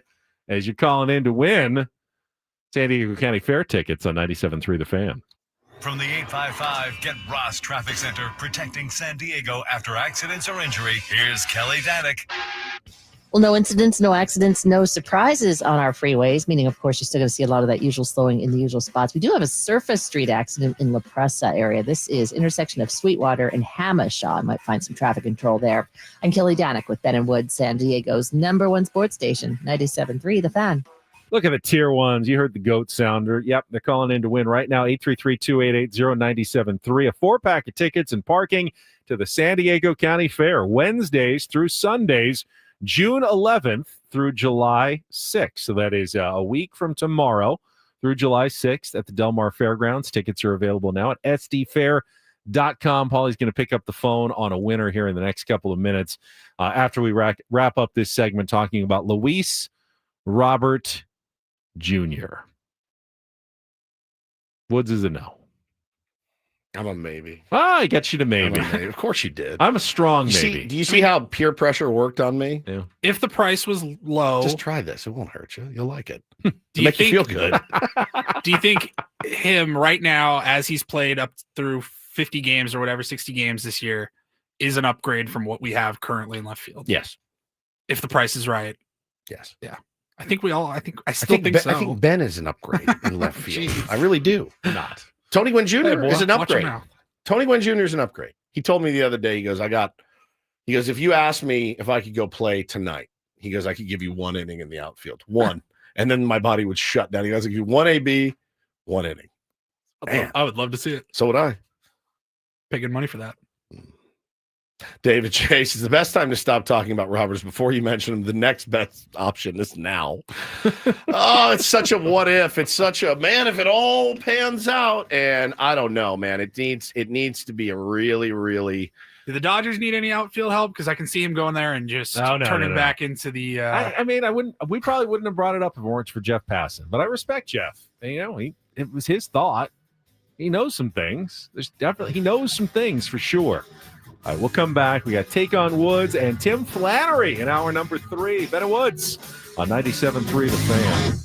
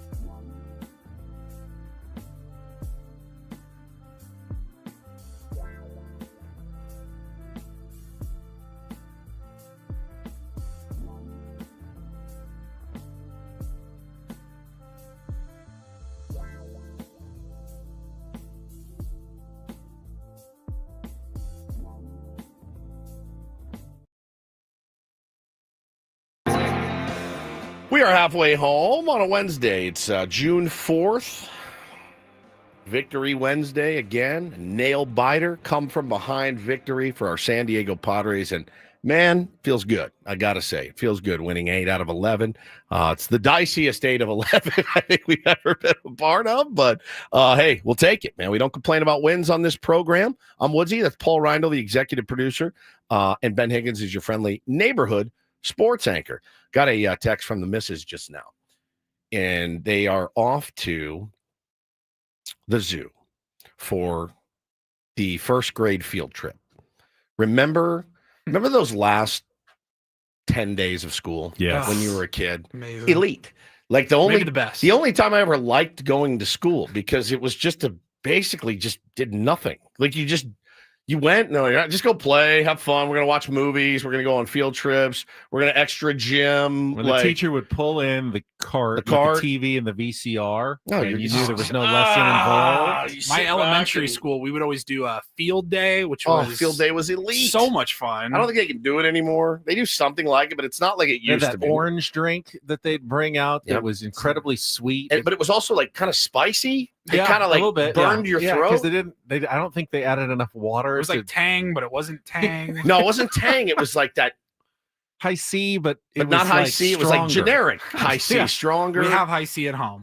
Yeah, they do. They're doing like at both school. They're doing like it's like field day, but they don't do all the events. They don't do like the throw, and they like do a bunch of running and stuff, which actually sounds terrible. But We had like a jogathon. yeah, we did do that that too. They And that already was did the totally jogathon. different. Field day was like every classroom or grade or whatever, however you split it up, like would have their kind of time to rotate through, and there was like, it was like It was like the Olympics. picnic games. Yeah. But for like an Olympic style, carry the But egg on a spoon. No, J to the J. It wasn't Five Alive, although I loved Five I Alive. did too. when And I was you a know kid. what? I'll drink some. Do they make that still? Is that Mm-mm. they don't make it anymore? I'll drink some Sunny D on you real good too. Right Oh, now, yeah. today. Yeah. I love Sunny D. That's But still no, that Sunny D seltzer. That still exists, but Five Alive is gone. Rest in Gone. peace. Shout out to its family. Shout out to its family. What It was happened to really- Five Alive? Shout out to his 5 family. different fruit juices, kind of citrusy, orangey, Yeah. but also tropical. It's good. It was delicious. My grandma always used to have it in her fridge. Remember Ecto Cooler? the green one? The green Yeah. one from Ghostbusters Ghostbusters. High C themed, yeah. Ecto Cooler. Yeah. Tastes like butt. No, not Um, good. Not like Five Alive. But man, I just remember the field trip days. I loved them. What's I the best lo- field trip you ever went on? Man, when I lived in the Northeast, we went on some good ones. I mean, we went to New York City. Really? Yes. They trusted like the teachers Yes, in a to bus. take you into the city. Bro, remember the They story? didn't lose any I kids. felt so bad, dude. I think about it. This is 6th grade. How old are you in 6th grade? 12? 12. Yeah. So you are in 6th grade, you're aware now of girls. And you're aware that I like that. Whatever that is, I'm in. And I want you to think that I'm cool and I want to impress you. And I'll never forget this as long as I live. I think I've told this story before. We go to our New York field trip, and this guy in our class, Doug, shows up, decided to dress like Bjorn Borg for some reason that day, and had white shorts on and a white, like eyes hot shirt, white on white shoes. I like the Bjorn Borg. Seriously, he's missing the headband, but he was in white on white. So we go to New York. He's like a mildly popular dude. Mildly, he was like in the middle. And we're walking around. I think we're at the Statue of Liberty. And we're walking like, wow, this is amazing. And all of a sudden, this pigeon flies over and just green. Not white. Not white. Green. All over dude's clothes. And literally the whole class is like, and these kids are awful. They're awful. And they, oh my God, dude, you have bird ass all over you. Never forgotten. And I think that he's in a cabin somewhere right now, thinking about, remember that day I decided to go with the all white and that bird crapped on my shoulder as he pours himself his 4th whiskey of the morning. I don't think he's ever gotten over it. Because, I mean, he got ridiculed mercilessly for it. And he didn't even do anything wrong. He's just walking and looking, and he got green pigeon S all over him. And that's my standout memory of that field trip. But we would go, when you lived in the Northeast, when you lived in Connecticut, you could go to Boston and you could go to New York and all these cool places. And but yeah, any field trip, it didn't matter. It could be an old mill. Right. I don't care. As I'm out of school, I'm seeing cool stuff. I'm with my friends on the bus. Bro, we'd go see like a play that I could not care less Yeah, about. And just- I'm like, I'm in. I loved it. And so now that, they're going to the zoo today, which is awesome. Such a fun trip. Now, my wife is a chaperone, so she got her group. It's like 4 of the worst boys in the class. As far as like the hellion demon seeds, she got them all. She got her groups last night and let the expletives fly. She's like, you have got to be kidding me. This is my group. I was like, have fun.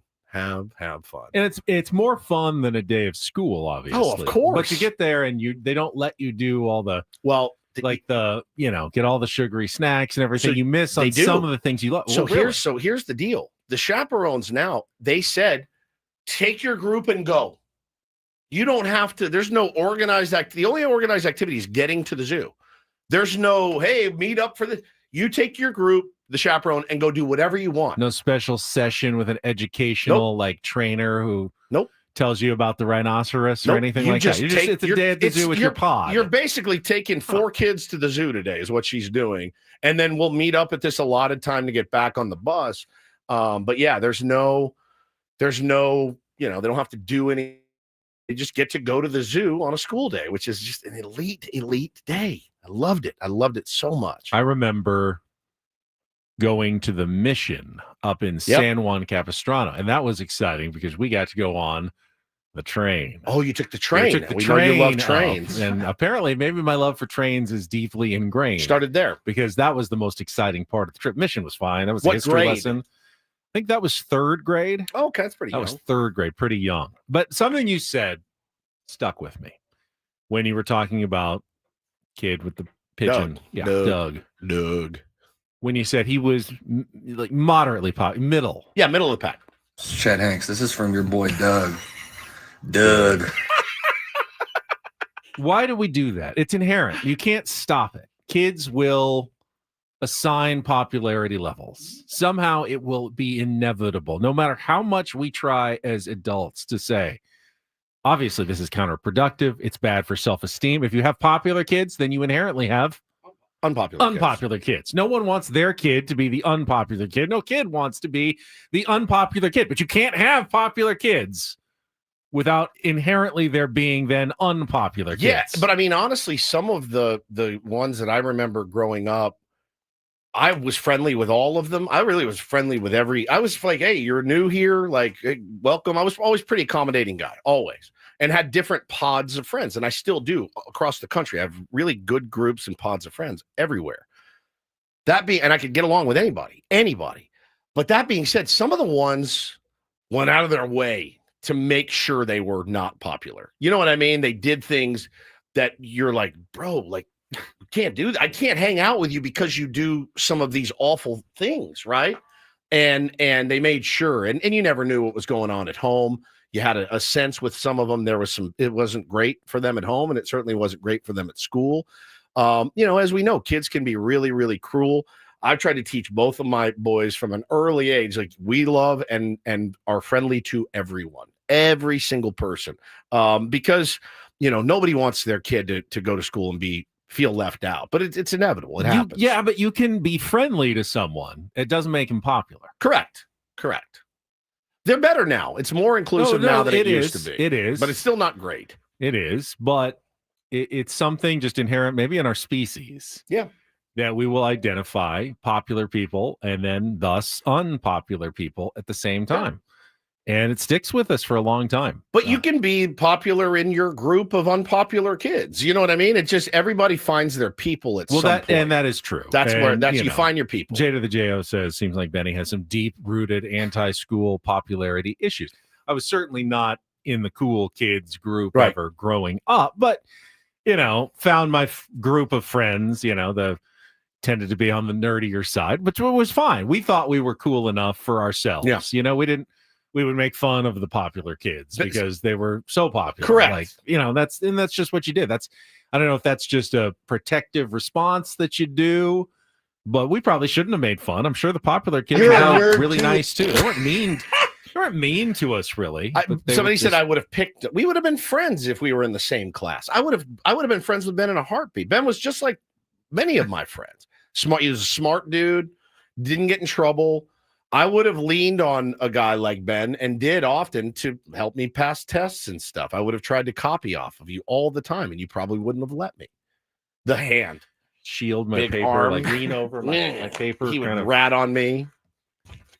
Yeah. Well, I would not like. It's not that I'm not friendly and wouldn't want to help you, but I wouldn't want to get in trouble. I'd worry that I would get in trouble for helping you. It's fair. With your test or paper That's or fair. whatever. That's fair. Did you guys ever have sleepaway field trips in school? No. Just one. We had to go in junior high. We spent a night on a boat in Dana Harbor. We read 2 years before the mast about like living on a sea ship by Richard Henry Dana, and we spent the night on the boat, like you had to get up and do a shift like in the middle of the night. The poop deck? Yeah, something like that. We had two in sixth grade. It was the last year of elementary school, and they deemed 12-year-olds old enough to go on sleepaway trips. In the fall, it was part of the Washington State curriculum. It was called Camp Waskowitz. Oh, we had sixth grade camp, yeah. And you had to go but it was like sleepaway in the mountains at this camp for a week. And then later in the year, towards the end of the year, we got to go to the Washington coast to a old retired World War II military base. Yeah. And it's right on the coast. Their job was to be on guard for submarines to come in through the Pacific Ocean into the Puget Sound. Nice. We got to see all of it.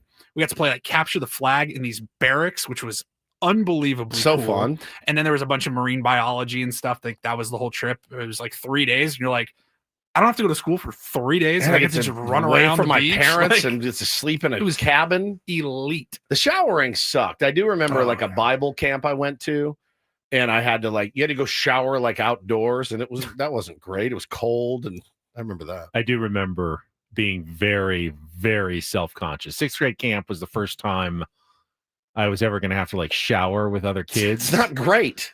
And it wasn't in private. There wasn't it's stalls not with curtains. It was just one room with 6 showers, and you just waited in line, and then you went in with the other 6 or 5.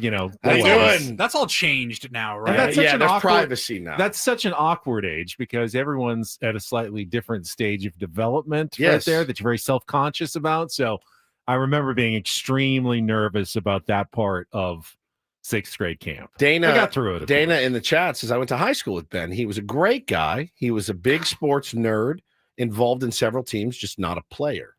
A player Dana. on the sports team. I remember Dana. Or a player with the ladies. Or either. Dana had kind of longer hair in high school. He was cool looking. Yeah. Yeah. I remember. He was nice. Dana's guy? Nice. Yeah. Okay. Dana's guy. Yeah. Interesting. Well, I'm excited for him because this is, he's getting older. It's crazy. He's going to be a second grader next year. He was born right when the show started. It's nuts. Sounds like you want to say something. No, I'm kind of done reliving my childhood traumas. Hey, we all got them, man. We all got them. I remember end of I think it was the summer heading into middle school. We'd all just finished up elementary school, or we were just about to, or something. And there was, I don't remember if it was a birthday party or a school function, but we went down to the community pool for the afternoon. Sun was coming out and got to see Samantha Brown in a 2-piece. That's when you go, oh, wow. Yeah, those were I the like, days. I like that. Those were the days. And then, cool kid Jesse comes up and he's got chest hair, muscles, cigarettes, he's ripping lung darts, and you're just I'm just remember going, I got no chance here. This is not good. This is not good. It's crazy how you're hit with that realization, even at 12, 13, you're like, no, all right, I had a rival, Tommy Pennington, from another school. Me and him were always after the same girl, and he beat me more times than I got him, and I still think about it all the time. This 36 years ago, it's crazy. You just know sometimes you're like, I'm not gonna. That's not a guy I'm gonna be able. He had a moped. I was like, I don't have a moped. I have a 10-speed. I was 12 years old. I can remember this. I was at the Normandy Park pool, and I was in the water, kind of up on the ledge of the pool, and this guy who was just buff, Jesse? yoked, Jesse. He and the attractive girl, the play fighting, I'm gonna grab you, I'm gonna throw you in the pool, and they're both in their bathing suits, and I'm like lowering myself in the pool, so like the water's up to my chin. I'm like, I'm just gonna get out of here. I need a Snickers right now. It's good to know that someone is seemingly cool and confident as Woods and easygoing also had the same. Oh, it was a nightmare, dude. The same childhood feelings as the most of the rest of us. The most insecure around, period. Yeah. The most.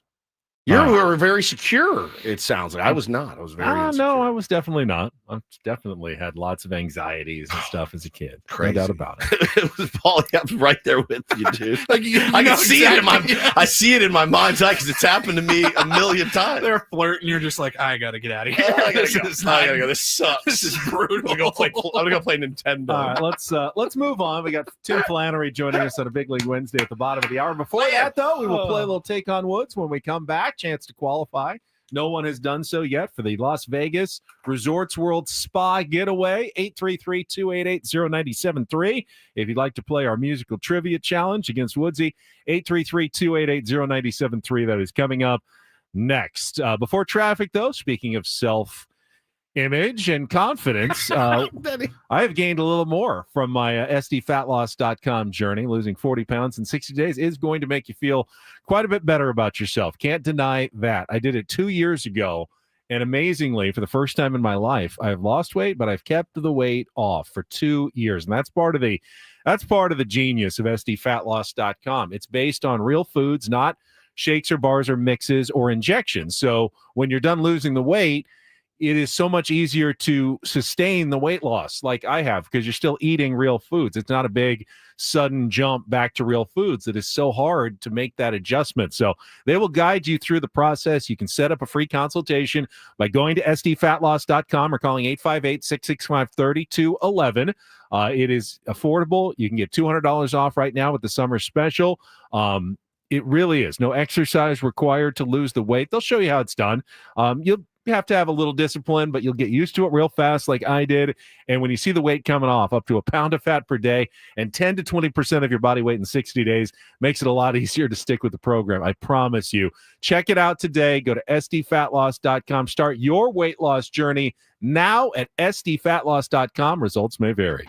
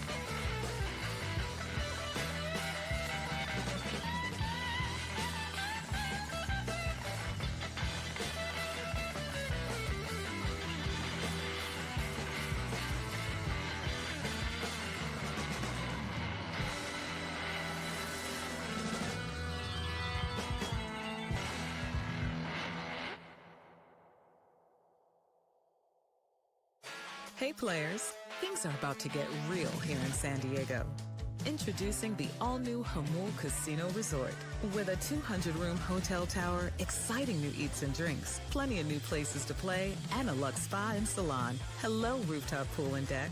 It's where players can play their hearts out and enjoy all the perks that come with it. It gets real this summer at the all-new Jamul Casino Resort, the players' place.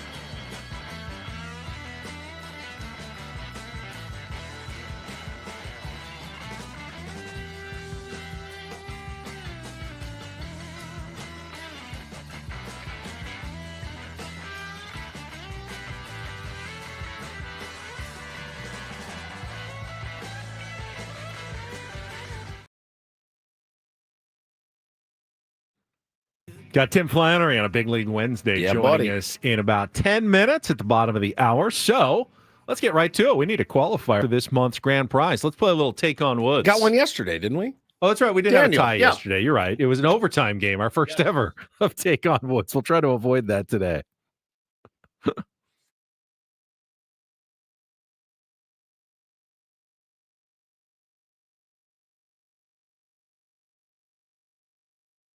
All right, let's get a contestant online. I'm just going cold here. Line one, who's this? Good start. I know Hello, it's Patrick. That's Patrick. See, he doesn't know he's line one. I mean, he could be on any line. Patrick, you ready to play some Take on Woods? I am. All right. You are a contestant for today. If you can beat or tie Woods, you will qualify for our new grand prize, a 2-night stay at Resorts World Las Vegas, 2 spa passes, and food and beverage credit at any of their 5 pools. It's the largest elevated pool complex on the Strip, and the Awana Spa, the spa of choice for our own Paulie Reindl, the largest co-ed spa facility in Las Vegas. Yeah, you want to win this one, Patrick. Your summer stay, please visit rwlasvegas.com. All right, you get to choose our category for our 5-question musical trivia game. Self-care, 5 song titles that include the word self or yourself in the title. A mystery category, that's a fun one. First song, 2-second song. The one-word title is in the answers of the rest of the questions. And I've got needs, 5 song titles that all include the word need. So self-care, the mystery category, or I've got needs. Patrick, what would you like to play? Let's go with self-care. Self-care. All right. Today we have 5 song titles that include either the word self or yourself in the title. You'll have 60 seconds. Answer as many as you can. If you don't know one, you can say pass. We'll come back to it if there's time left on the clock. First questions are 2-second song. Paulie is queuing it up now. You need to give me both the title and the artist to score that one. And then Woods, same 5 questions. We'll compare. Patrick, you ready to play? Let's do it. All right, let's do it. 60 seconds on the clock, Paulie. Category again is self-care. Your time begins when Paul plays our music. Good luck, Patrick. Let's take on Woods. Self-esteem Offspring. Correct. Which song from the 8 Mile soundtrack became the first #1 single for Eminem? Lose Yourself. Correct. Which funky 1970 hit became the signature song for Charles Wright and the Watts 103rd Street Rhythm Band? Express Yourself. Correct. Ed Sheeran co-wrote which understated 2015 Justin Bieber Grammy-nominated mega hit that went to #1 in 15 different countries? Pass. Ice Cube had 3 charting hits from his 1993 album The Predator. Wicked, It Was a Good Day, and which third track that also topped the hip-hop and rap charts?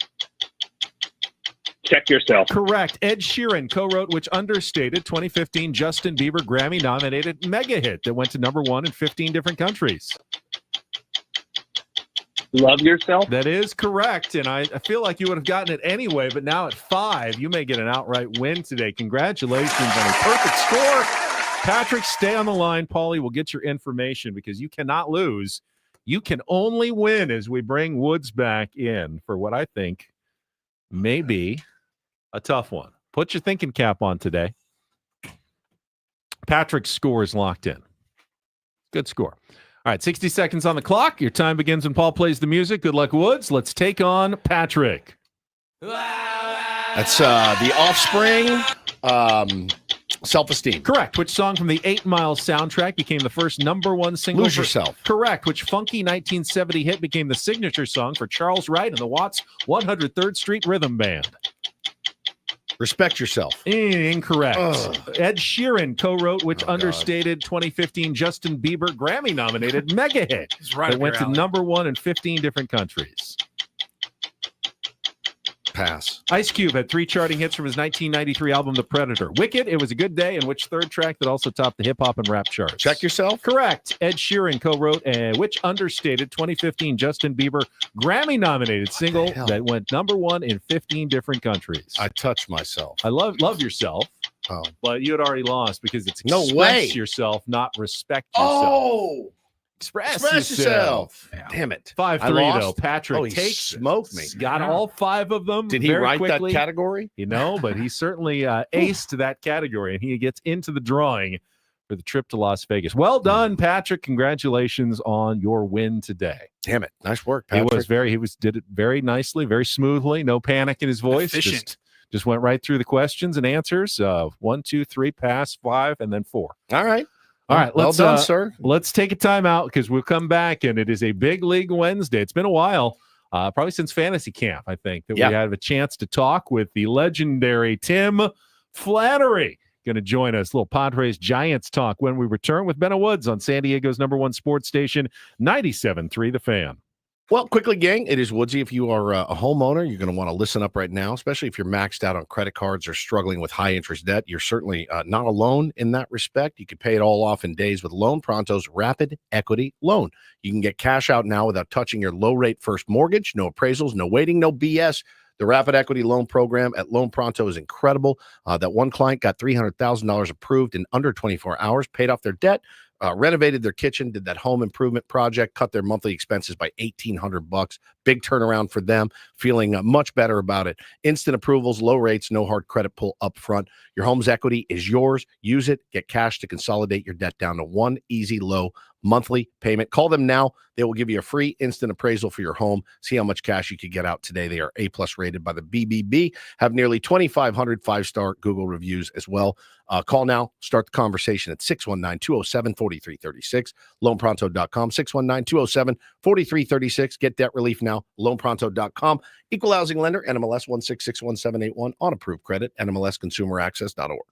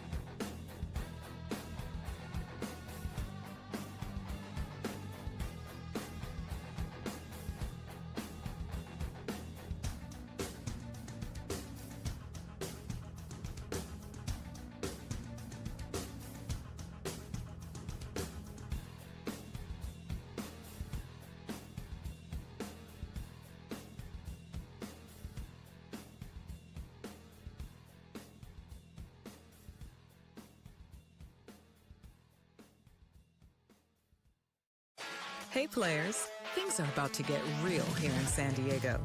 Introducing the all-new Hamul Casino Resort. With a 200-room hotel tower, exciting new eats and drinks, plenty of new places to play, and a luxe spa and salon. Hello, rooftop pool and deck. It's where players can play their hearts out and enjoy all the perks that come with it. It gets real this summer at the all-new Hamul Casino Resort, the players' place.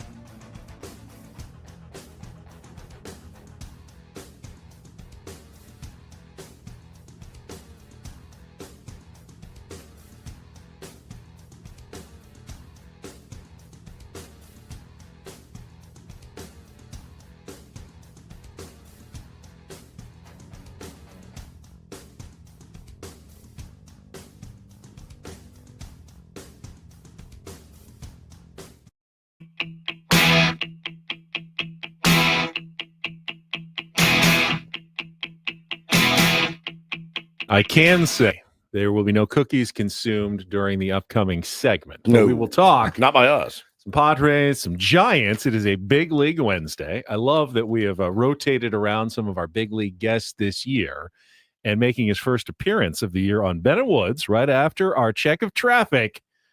Great Tim Flannery about to join us. Don't go anywhere. We'll be back in about 30 seconds here on 97.3 The Fan.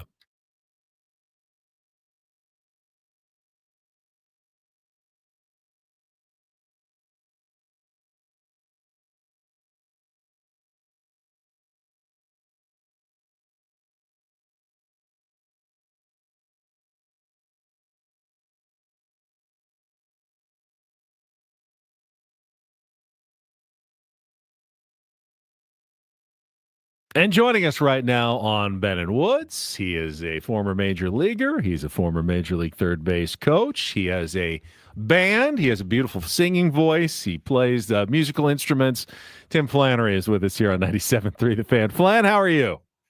I'm great. How are you guys doing? And we are good. We are hanging in. You've been watching. I saw you walking your dog the other day. You look so happy out walking your dog by the boys' school. And I was thinking, I wonder how much baseball Flan is consuming these days. Yeah, I watch games every night. And then before I go to bed, I go to that MLB app and I watch the condensed games or the recap games. So, yeah, I'm staying on it. I love to watch it from a safe distance.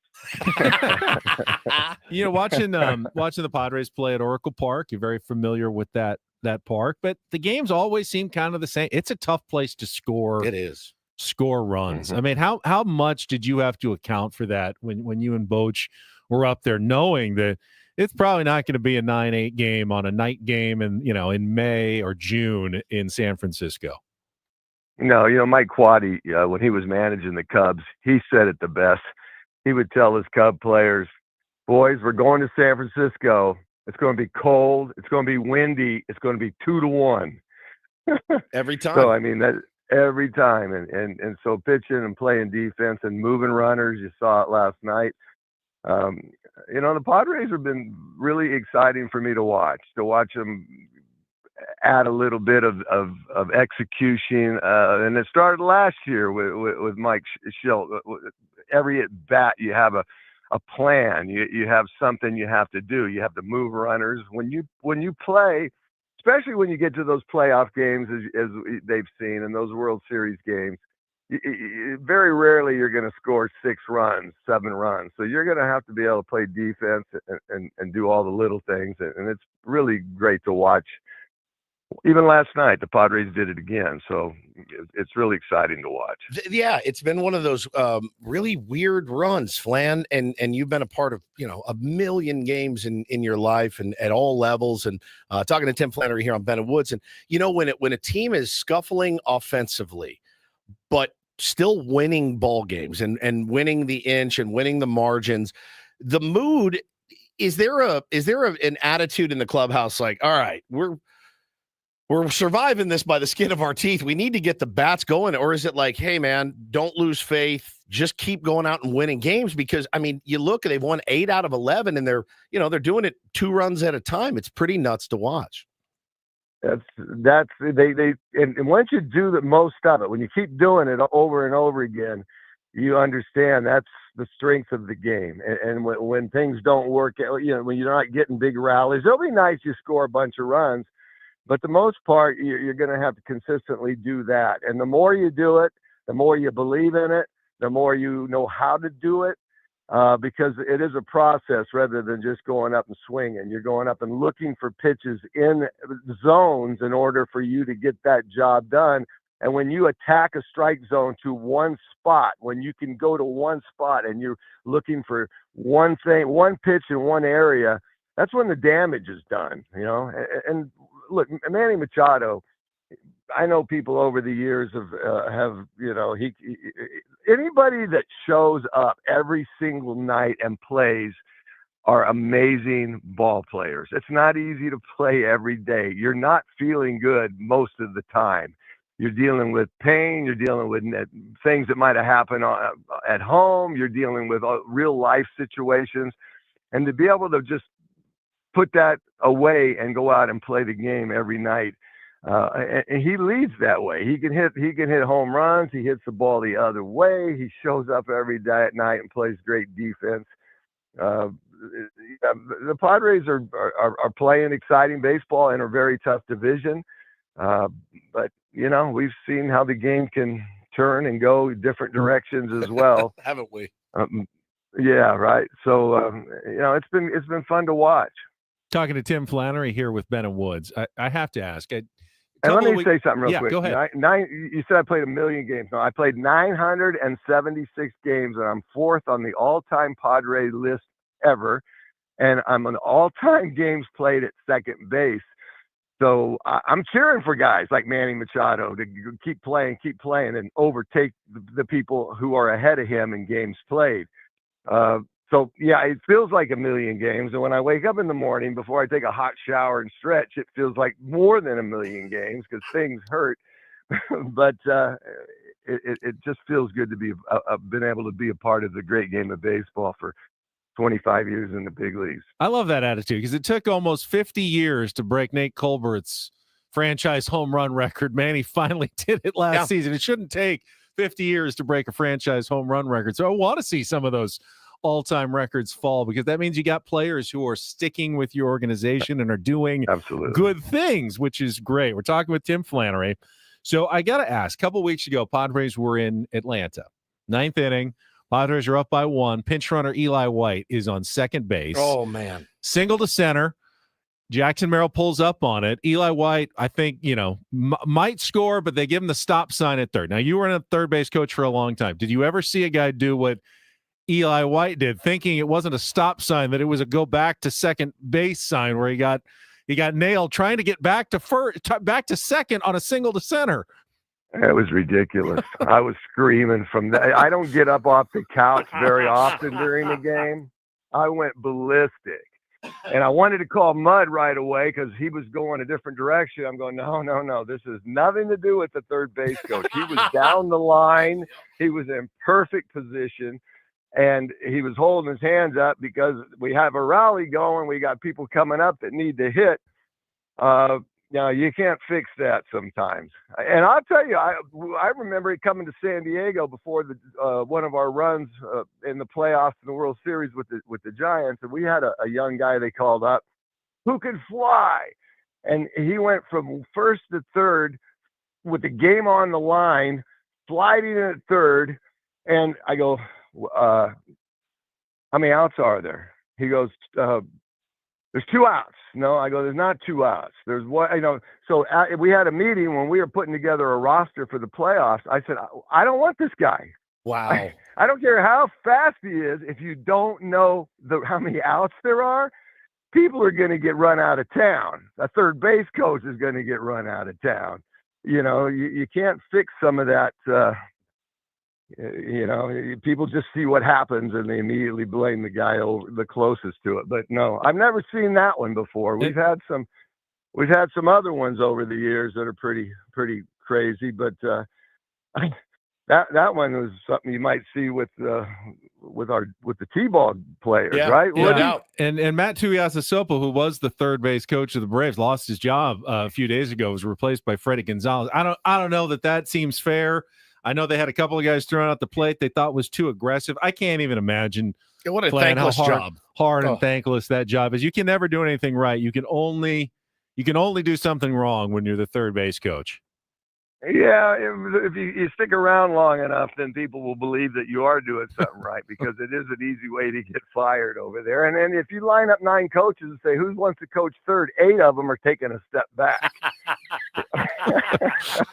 Which is why I make Paulie do it in our adult league games. I like being over there at first, Flan, where I just watch that back foot and I go, back! That's it. That's all I got to do. That's what we call him. We call him the back coach. The back coach. And also, I'm really good but at also the hardest thing about first base is, especially with Cronenworth, I'll tell you what, I would have a meeting with Cronenworth right off the top and say, brother, I'm going to be your first base coach, but I'm not going to be carrying all your pads back in, from the shin to the elbow to the thumb to the hand to the arm. I see these guys coming, those coaches coming off. They need like a little trailer to pull behind them with all the stuff. A little cart to pull. I use a cart for T-ball, and I pull all the stuff out of my car, the long walk back to the bad field. And I had to do it. All I do is think about, okay, because this is how my mind works. He hits 4 times a night.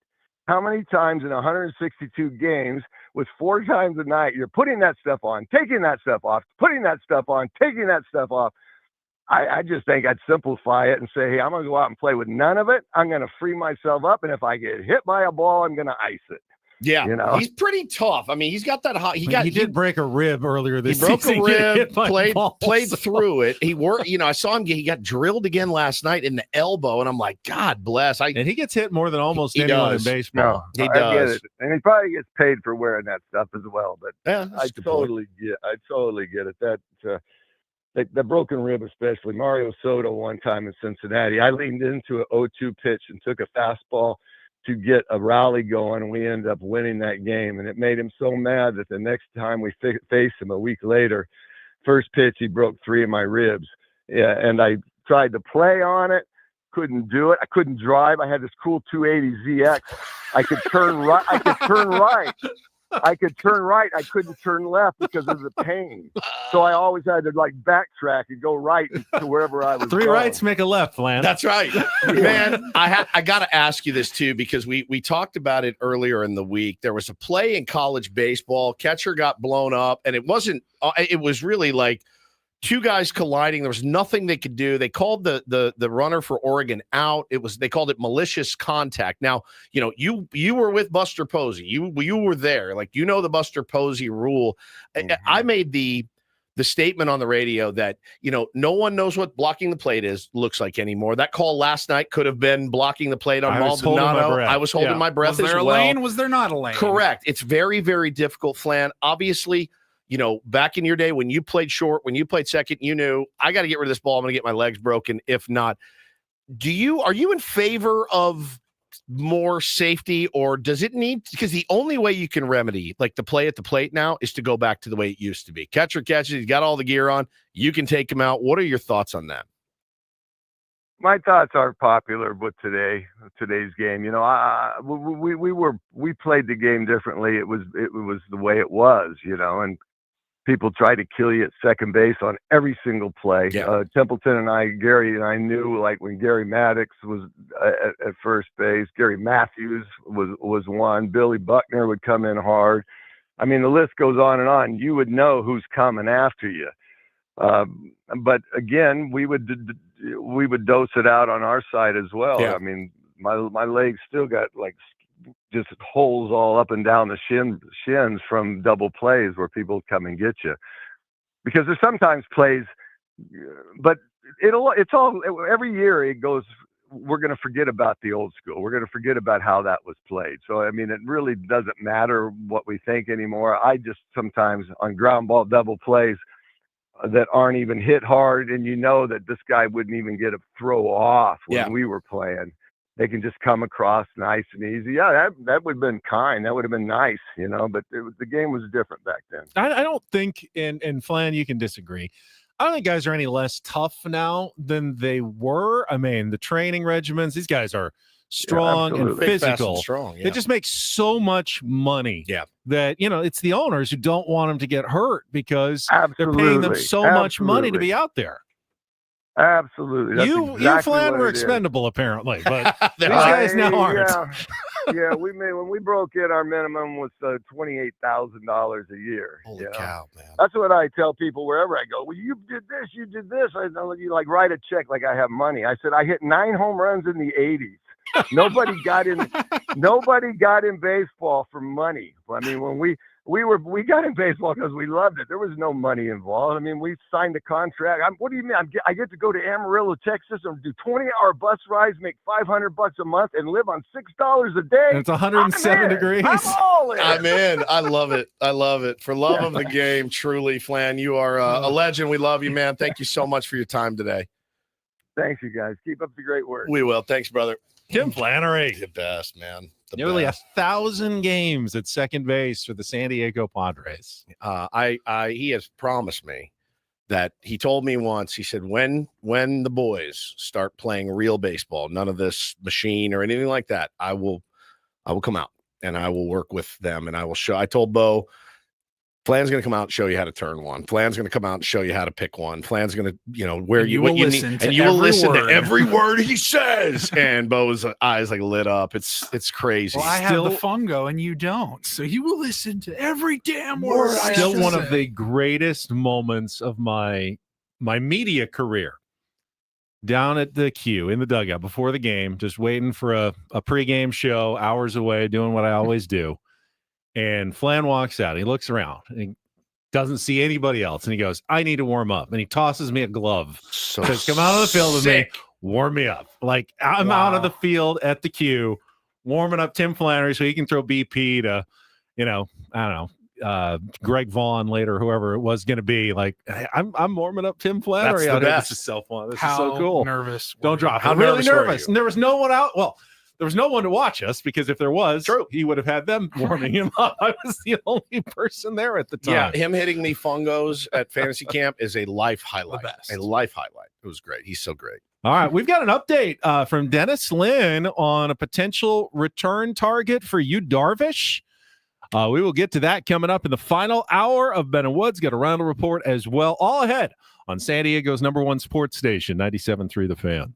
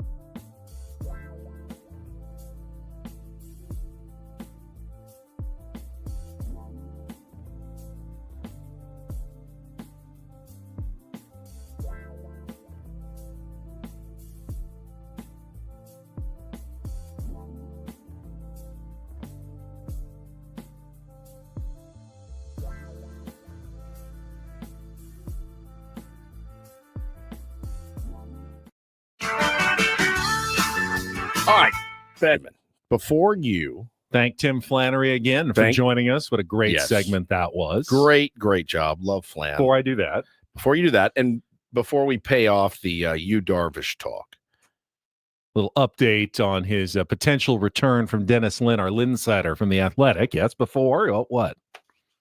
So we got an email from the our head engineer here, JR, last week. He said, "Morning, kids. It's another Wake Up Wednesday. This Wednesday morning, June 4th, 9 a.m. at the cafe downstairs. Culture Club is buying, not the band.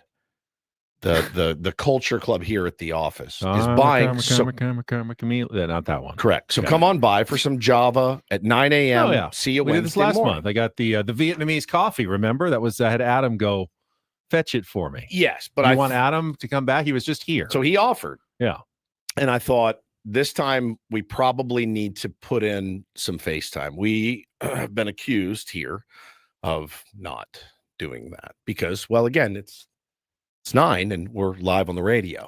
You want to go down while I talk about Yu Darvish. I'm actually we're gonna go in order. We're gonna go we'll send, I think, Paulie, you go now. Put in a little FaceTime, grab. Do I have like a time limit? You be judicious about. I trust you. Yeah, I trust you. Got like a 15-minute segment here. Yeah. There's 3 of us. All right, I gotta go now then. Yeah, correct. Yeah.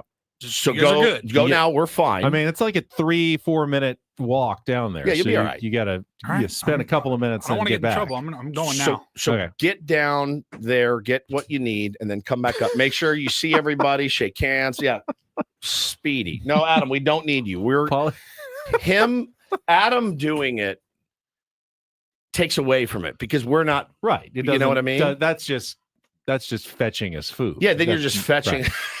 In the stream, Paulie's put up a gone fishing logo. So he'll go, then I'll go, then you'll go. And we'll each put in some appearance time. Now, again, we're going to have to be, make shall we have a report when we get back on who we interacted with? Shake hands and all that. Just, I want to make sure we're doing things how we advanced our agenda within the Odyssey corporate ladder. It's important to play the game, and I feel like we're not great at playing the game sometimes. How would we ever hope to rise up the ranks to become the future CEOs of Odyssey if we don't play the game, the corporate game, as it were? Worst part of this job is there is no promotion. This is it. Is what we can be senior morning show. Right? No, I mean this is it. This is as high as we have achieved everything we've ever wanted to achieve. This is as high as we go. Executive morning show host. No. I have never once been sort of got promoted once because I went from weekend anchor to main sports anchor. And then I said, I'm going to call myself sports director, but that isn't a real title. I just got to make it up because it sounded good. Sounds great. But technically I didn't really come with a raise or anything. It was just the next job. And since then, I have not once in the last 20 plus years ever been promoted in my line of work. No, because there is nowhere to be promoted in this job. No, this is it. This is as high as you can go. So we've made it there. That feels good. Yeah, the CMSO, the Chief Morning Show Officer. So Paulie's going to go down, then I'll go. Okay. And you go. We all, because we can't go together. I actually had that would just leave an empty studio and dead air. Being the instigator that I am. My original thought was at 9, we put on some elevator hold music and we go. And then we'll just come back after we get our coffee and the audience can sit and wait. But you don't want to piss your audience off. But it is a funny bit. It is funny, but just because of the elevator ride and the walking, if it was just a couple of minutes back and forth, a little bit of a that's hike. Fine. But it's a little bit of a hike to get down to our cafe here at the Odyssey complex. So we'll be okay without Paulie for a few minutes, and you'll be okay without me. We'll be okay without you. Should be fine. Yep. So let's get to the update. Yes, this was please. This morning in The Athletic, hosted by our Linsider, Dennis Lynn. He notes it's been almost 3 weeks since Yu Darvish last pitched in a game. That was when he was pitching for the AAA El Paso Chihuahuas in Las Vegas. Went 4 innings, gave up an early home run, but that was it. Looked pretty much like you, but then didn't feel great coming out of it. Didn't recover the way he was hoping. I really felt good about that start too, Ben, topped out at 96.8 miles an hour. working up, all his different pitches. And I thought, okay, he'll recover, maybe one more rehab start, then we'll have him back in the rotation, but it wasn't to be. Now, he has the past 2 days thrown on back-to-back days, not full intensity, but a Monday through 10 or 11 pitches, and then yesterday he backed it up with about 16 or 17, topped out at 90, so he wasn't going full out because he was getting up to 97 or so in that AAA start. Told Dennis, getting better every day. And the Padres now say, and they say, obviously this is all in flux, but they now say that they feel like a return before the end of June is possible.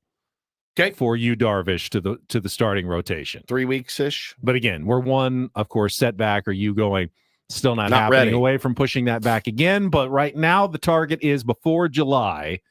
You, Darvish, could return to starting rotation, which is, I think, undoubtedly good news and a good sign for the Padres. And I did see people saying, look, I'll believe it when I see it. I'm of that opinion. I said this on the roundtable last week, and I don't mean to sound callous or harsh or anything like that as it pertains to Michael King and you, Darvish, but the constant updates with really no news and no end date doesn't do a lot for me as a fan. I'm more of the, okay, who is ready to step up, and guys certainly have. Kolek definitely has. Berger did last night. Hopefully Pivetta does today, and hopefully Cease does tomorrow, and then we start it all over again. I can't work myself into a tizzy about guys that aren't here and aren't pitching yet. I'm looking forward to their return. I love them both very much. I love watching them pitch. They're both artists, but the news without really having a target, I'm sure they're tired of being asked about it. I'm sure Michael King's tired of answering questions, and you, Darvish, and Mike Schilt, and AJ Preller. I do hope that there's some sort of contingency plan. I am nervous about Michael King and his pinched nerve. He hasn't thrown since May 18th.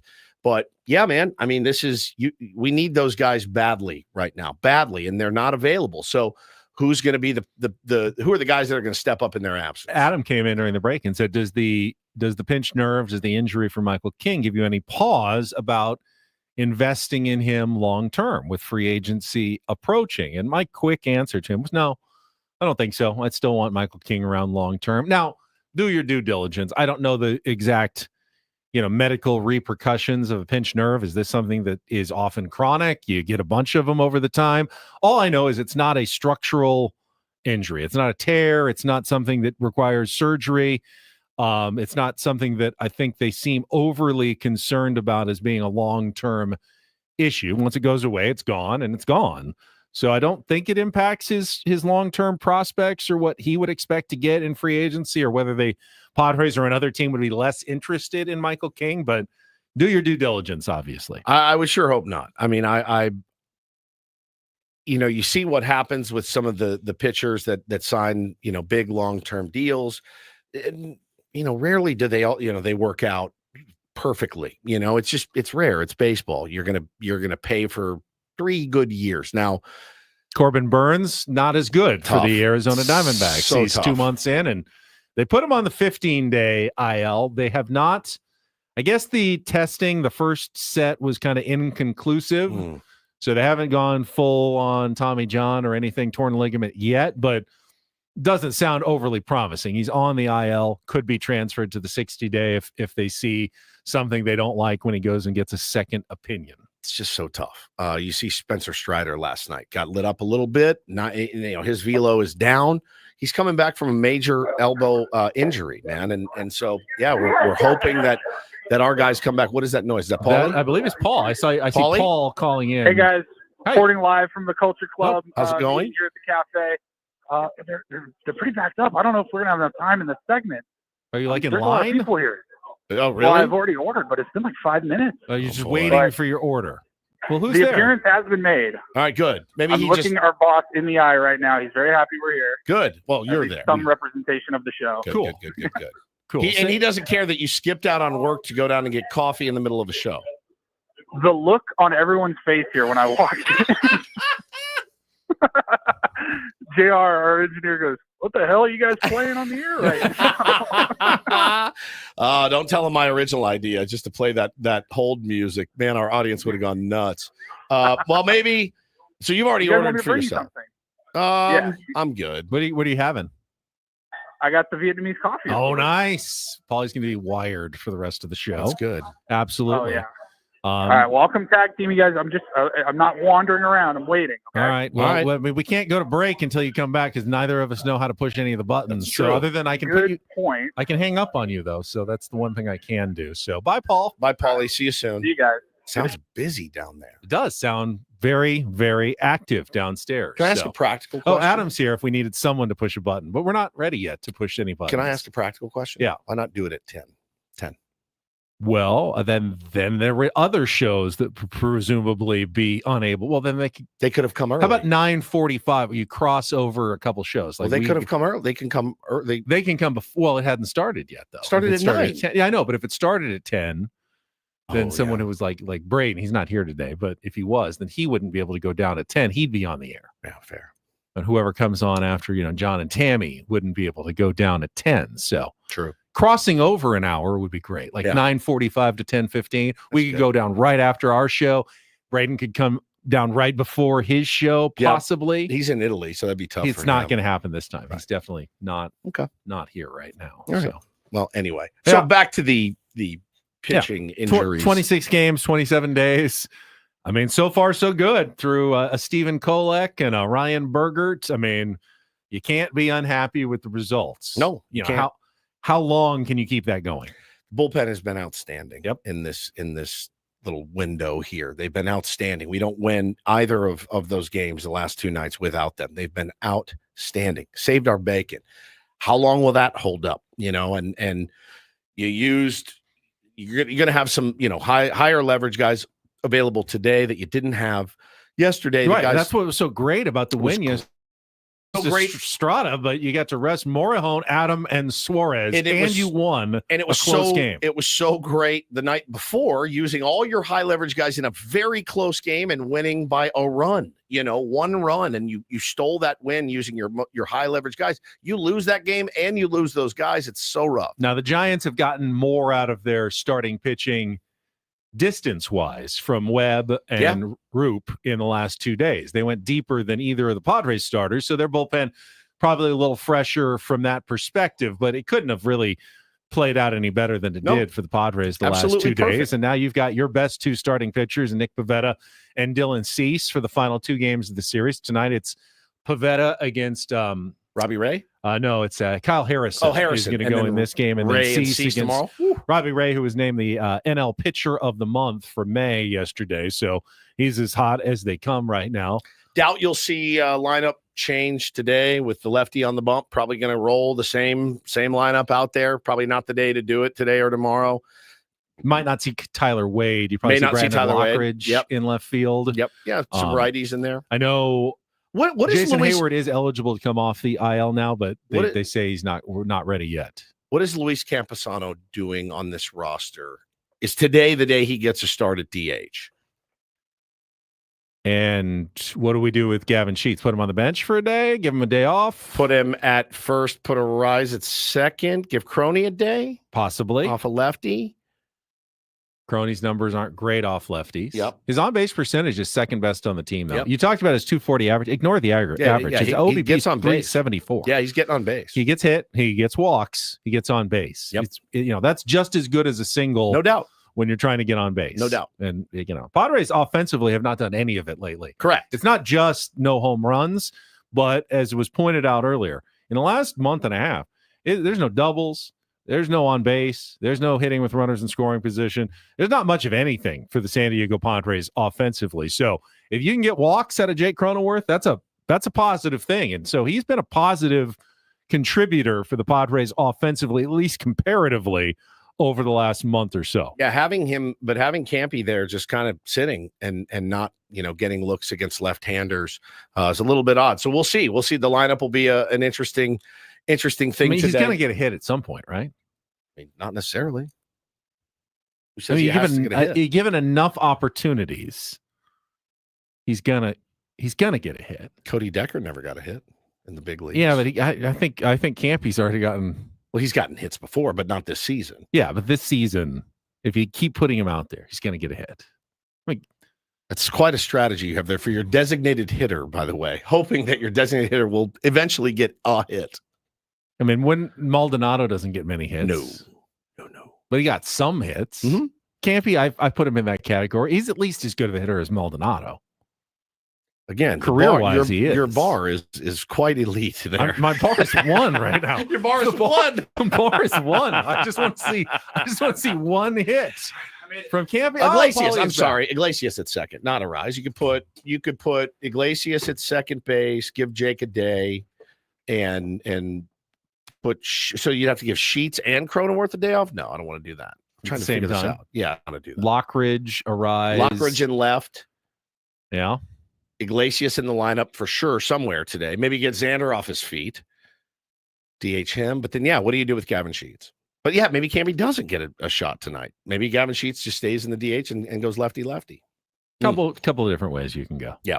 Hi, Paulie. How'd it go? Hey. Good. Got your coffee? Got my Culture Club coffee. And now I'm wondering, should I go? It really took a long time. I think you should go now. Minutes. Yeah, it was go down. At least you'll have some of the break. Maybe you missed the next segment. I missed the first one. You missed the next segment, and then we can make Ben miss the Reindl Report since he hates it anyway. So that's fine.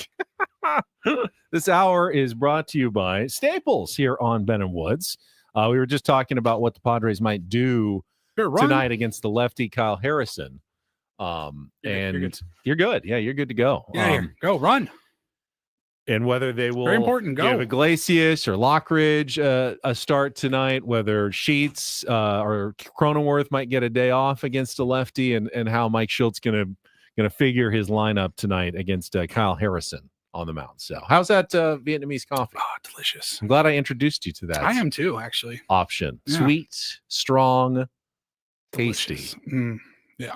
It'll give you a little buzz for the rest of the show. What milk do you go with on your Vietnamese? So, generally it's sweetened condensed milk is part of it. After that, I always go with low fat as my main milk for everything. But I think that's what she gave me. But I didn't know if what makes it what makes it Vietnamese is they take that can that you get at the supermarket. It's called the sweetened condensed milk. Yep. It's like almost a milk syrup, and it's sugary, and they put it in with the coffee, mix it together. That's what gives it that kind of rich and sweet and coffee strong flavor. I really wasn't a cold coffee person until like the last few years. Me neither. It took a long time for me to get in the on last board. couple of years have I gone full on with the iced coffees. I was But like, I don't want it's- iced coffee. I was like, it's coffee. It's supposed to be hot. What are you talking about? Yeah. But now I'm probably leaning more toward the iced even than I do the hot coffees at this point. All right, we'll take a timeout. We'll come back. We'll see if Woodsy can make it back from the Culture Club for our next segment before the Reindl Report at the bottom of the hour. I know Paulie's got an update, had a very surprising coaching move in the NBA we can get to, and more with Ben and Woods after traffic on 97.3 The Fan. First, though, I want to talk about Prize Picks. Tomorrow is the day where the last series of the basketball season begins, and with Prize Picks, you can set lineups for every game of that last series. You're simply picking more or less on stat projections between 2 and 6 players. The more you put in, the more you can win. How much can you win? Well, 1,000 times your money if you do it right with Prize Picks. You can also do baseball every single night, cross sports, whatever you're watching. I got the hockey playoffs are still underway as well. It's really easy to play, really easy to set lineups, really easy to get started. All you have to do is download the app, go to their website, prizepicks.com. When you download the app, use the code KWFN. You're going to get $50 instantly when you play your first $5 lineup. That's $50 instantly when you play your first $5 lineup at Prize Picks. Heard Jesse talking about it last night. Prize Picks partnering up as the official daily fantasy sports app of the San Diego Padres as well. Check it out today. It is Prize Picks. Run your game. Must be present in certain states. Visit prizepicks.com for details.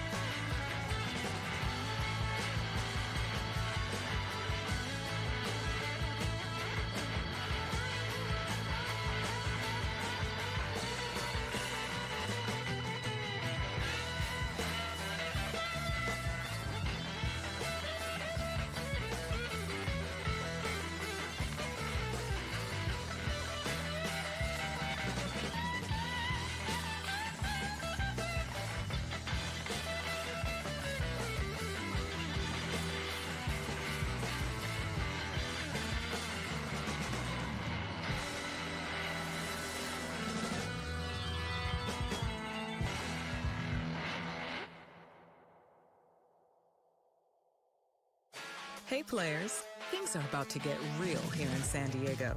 Introducing the all-new Jamul Casino Resort. With a 200-room hotel tower, exciting new eats and drinks, plenty of new places to play, and a luxe spa and salon. Hello, rooftop pool and deck. It's where players can play their hearts out and enjoy all the perks that come with it. It gets real this summer at the all-new Jamul Casino Resort, the players' place.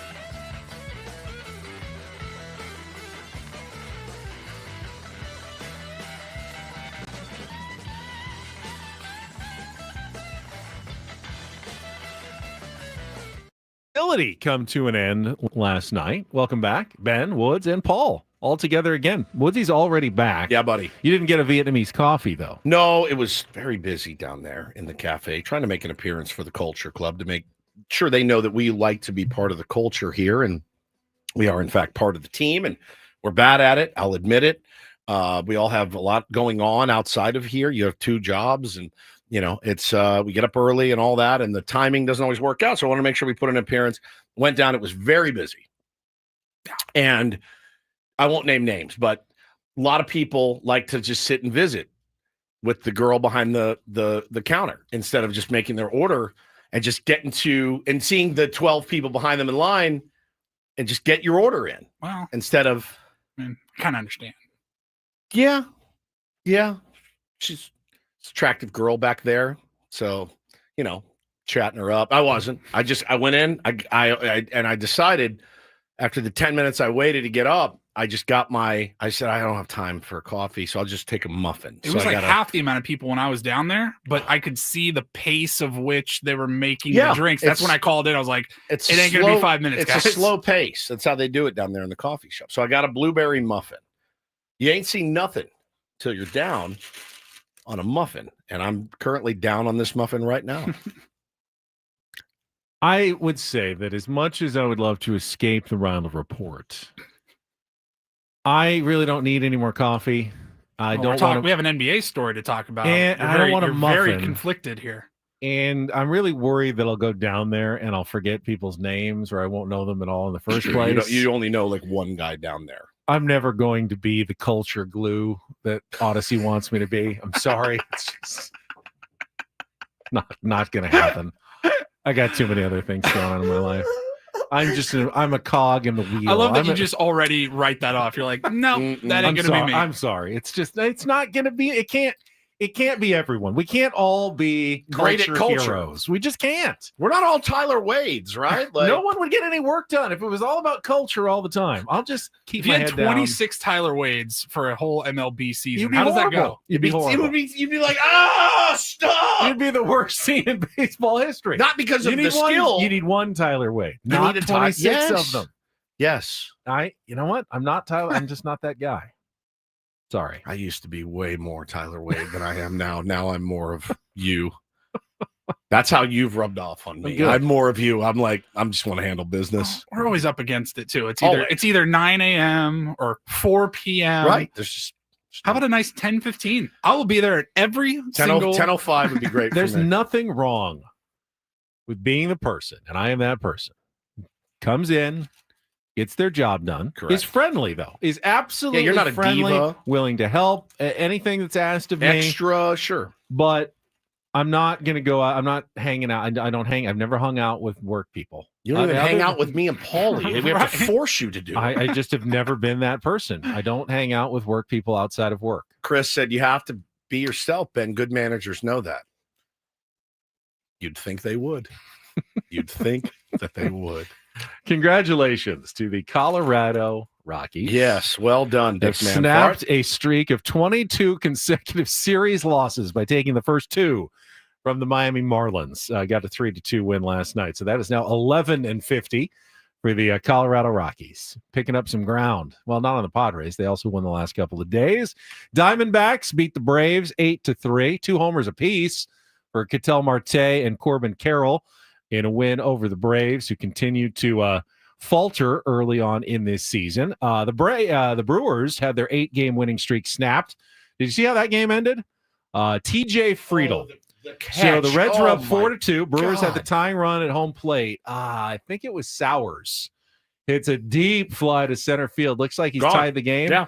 Friedl goes over the wall, takes it back for the final out. Brings it back, and then phenomenal catch. Phenomenal. The game saver. Just incredible. The Cubs remain hot. Michael Busch 3 for 4 with a home run and 3 runs batted in as they beat the Nationals 8-3. Guardians got Jazz Chisholm back from the Yankees did. The Yankees playing the Guardians got Jazz Chisholm back from the injured list. He homered, as did Anthony Volpe in the 7th inning in the 3-2 win. Talked about Jack Caglione's debut, 0-5, but smoke some balls. Kansas City rallied with a 6-run 5th inning to beat the Cardinals. Thank you for the help in the wild card race in the National League, 10-7. Lance McCullers outdueled Paul Skeens. Skeens was good, doesn't get any run support. Astros 3-0. 8 innings One pitched, run. 3 hits, 1 run, takes the L. Takes a loss. Oh. And then had the White Sox over the Tigers 8-1. Rays beat the Rangers 5-1. Angels over the Red Sox 4-3 and 10. Orioles beat the Mariners 5-1. And the A's, I think, have now lost 19 of 20. They're pretty good when the Padres They played them. were, dude. It has gone south so quick. Hey, who's the team with the most prospect capital in baseball? Orioles. Who else? Like the most. Who's the number one farm? What's the number one farm? Dodgers system? usually are ranked pretty highly. If you're Andrew Friedman, aren't you blowing up? What is it, Ben Cherington now in Pittsburgh? Aren't you blowing him up for the next year? Who do you want? I'll give you 6. Let me have him. Let me have him. You're not going to pay him. We'll pay him. And the Dodgers have no place to put any of their prospects. Correct. So might as well. I mean, if package them all. If I'm Friedman, I'm like, you want rushing? You want, the Zaire Hope? Who do you want? We need a guy that is durable, that can go out and shove. Is he? I mean, I saw a comparison someone put. The numbers for Paul Skeens, most identical player that he's been most through this. Yeah. However many starts he's made, 25 starts in his career, whatever he's at now. Matt Harvey. What? Very similar numbers. What a start from Matt Harvey. Then. Very similar numbers early in their career. All right, well, be careful. Buyer beware. The Dark Knight? Yeah. God, that was cool. He had some other issues. He had a lot of issues. Yeah. but man, he was electric was for so like good. what was it, a year? Like a flat, like shooting, true shooting star. I'm not predicting a downfall. No, I mean, of Paul Skeens, but with any pitcher, as you said earlier, you always nervous. buyer beware when it comes to pitching. If it just costs you prospects for 6 years, 5 years, or whatever it's going to be, you got to do it. Got to do it. All right. We did have a big NBA story that will be part of the Reindl Report coming up next, and a controversy at a track meet as well, correct? Not the one that all the politicians are talking about, the different one that I thought was more interesting. Paulie's going to bring it up in our Reindl Report that is coming up next with Bennett Woods on San Diego's #1 sports station, 97.3 The Fan. Gambling problem? Call 1-800-GAMBLER. GEGE 000-466. For a full list of games and rules, played at 7 Mile Casino. Visit 7milecasino.com. Woodsy and I want to tell you about 7 Mile Casino. It's our card room. They really like to cater to everybody. If you are a high-limit player, though, they wanted us to stress this recently. They want to take care of you. If you want to sit down with a big stack of chips at a Texas Hold'em table or California-style blackjack, they know how to take care of their high-limit players. They've got good games spread with quality dealers, quality tables, quality opponents, going out with your chance. You want to win some money? Go play at 7 Mile Casino. Absolutely, man. And it's a smoke-free environment. The proximity to downtown is great. Just 7 minutes away. You can go spend an hour there. You can spend 6 hours there. It's just so close, and you don't have to drive way out into the East County. Again, 7 minutes from downtown, smoke-free, no slot machines, place for card players. Rod says the pizza is bomb at 7 Mile Casino. It is. It's Sammy's. Everyone knows, like Sammy's wood-fired pizza. That's the restaurant inside of 7 Mile. Barbecue chicken pizza is one of their specialties. They got a bunch of them on the menu. But they also, unlike the other Sammy's, have the 24/7 players menu. You can order any time of day or night. Asian favorites like the Kung Pao chicken and the award-winning weekend brunch, best in the South County, Saturdays and Sundays from 9 a.m. to 3 p.m. Check it all out at 7 Mile Casino. It's just 7 minutes from downtown.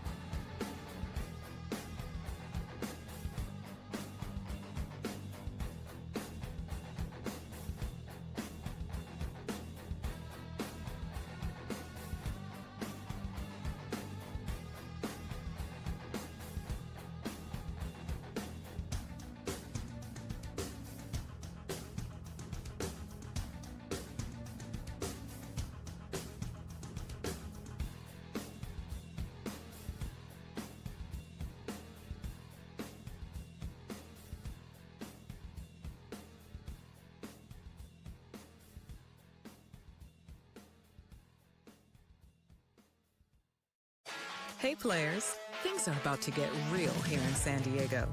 Introducing the all-new Hamul Casino Resort. With a 200-room hotel tower, exciting new eats and drinks, plenty of new places to play, and a luxe spa and salon. Hello, rooftop pool and deck. It's where players can play their hearts out and enjoy all the perks that come with it. It gets real this summer at the all-new Hamul Casino Resort, the players' place.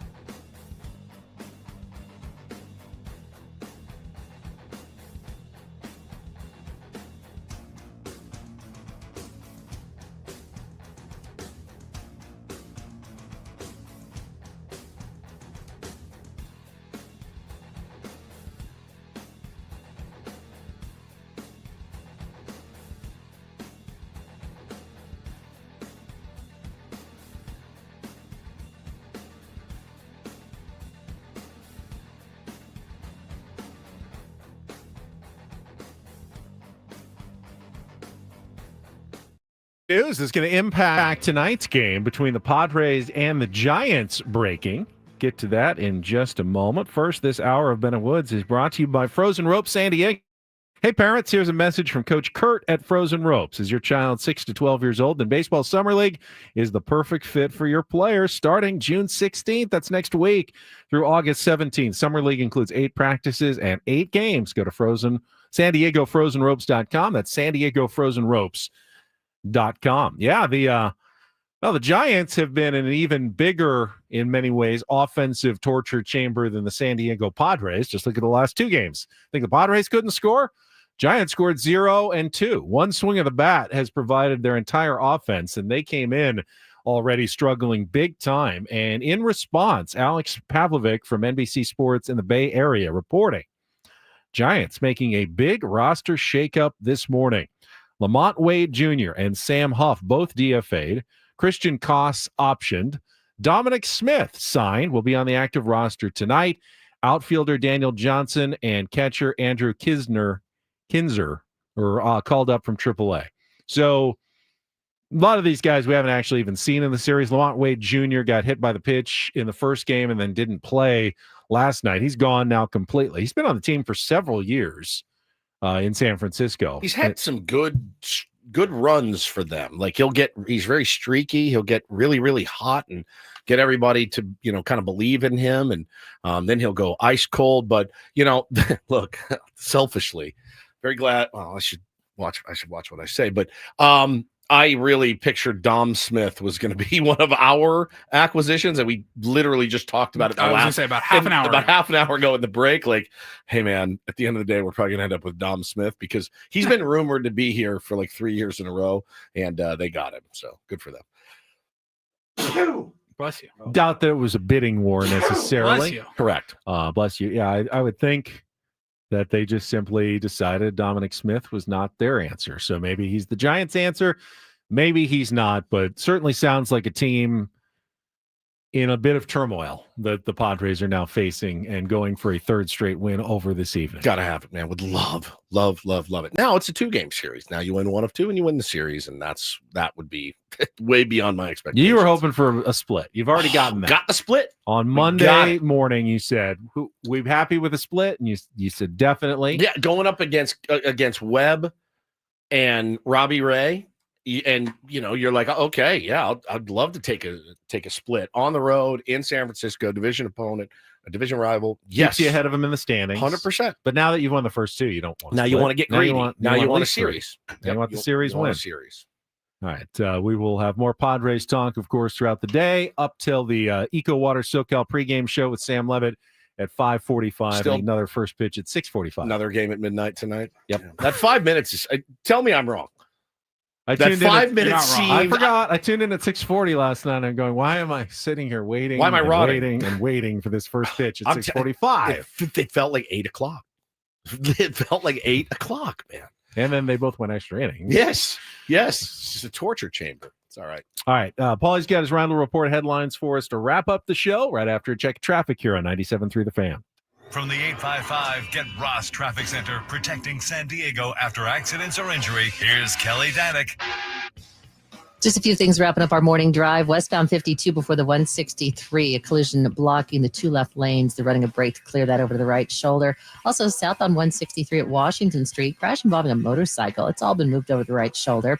And got a collision blocking the bus lane, westbound King Freeway at 28th Street. I'm Kelly Danick with Ben and Woods, San Diego's #1 sports station, 97.3 The Fan. And get things started here with our today's edition of the Reindl Report. Now tuned into the greatest. Welcome to the Reindl Report with Paul Reindl. Hi, Paul. All right. Two stories from the world of sports that we haven't gotten to yet. We'll start off in Major League Baseball. And one story that you didn't know you needed. Are you laughing, biatch? It's the Reindl Report Hey, Paul, how you doing? Okay, how are you? on 97.3 The Fan. Are you ready to bless the mood? I need some help, please. That was good. Can I get a oh yeah? Oh yeah. All right. All right. Whoa, this is nuts. Yeah, I was dude. gonna say, Did you see this? I heard a little bit of what you just said. The Red Sox, they're playing today. Red Sox and Angels again. Red Sox first base coach Jose Flores getting into it with multiple Angels players and coaches pregame. I saw we have MLB Network on, and they do the live check-ins of like BP or something, empty ballparks, and they showed a bunch of commotion, but I couldn't tell what was going on. So it was Tyler Anderson, who I believe is pitching today for the Angels, was getting. They are 6 inches away from each other, screaming at each other. Tyler Anderson and Jose Flores. Was there what is going was on? there drama last night that I was not aware of? I think was there something I don't know, dude. But holy cow! Like, what's happening in Boston? Boston is they're like circling the drain. Now, the more turmoil, the more likely it is that they'd be willing to trade Jaron Duran. Blow it up. All right, Paulie. All right, let's get started here. Pretty big news in the world of sports yesterday. Out of the NBA, the Knicks fired their head coach, Tom Thibodeau, after 5 seasons. Knicks are on everybody's radar. They were in the Eastern Conference Finals, pushed it to Game 6. They were not able to get the job done against the Pacers. And with the finals starting tomorrow night, the Knicks have decided to make a change. And I don't know, from the reaction that I saw from people around the country, it seemed fairly split. A lot of people going, it wasn't his fault. He's not the problem. Other people going, yeah, it was time for a change. I was surprised when I saw the news, just because, I mean, dude, you make it to the Final Four, essentially, right? You make it to the conference finals and get fired. I guess, hey, man, you didn't get the job done. You got to go. And I was like thinking about it in like baseball terms. I always kind of bring it back to baseball or the Padres if I can. I'm like, look, we know what happened in 2023. Bob Melvin gets fired or leaves, whatever. Coaching change is made. That made sense.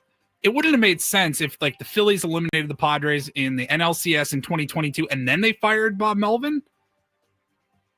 You'd be like, damn, we were so close. Yeah, correct. Like, we got to run it back. Let's go. We're trending in the right direction. Yeah, I mean, they clearly took a step forward, not backwards. Yeah. That's what you're hoping for from a coach. This was the best run the Knicks have had in like 30 years almost. The one argument that I saw that I felt like makes some sense is someone pointed out, kind of like Mark Jackson had the Warriors kind of going on the right track, and they let him go, and they decided Steve Kerr was the right guy.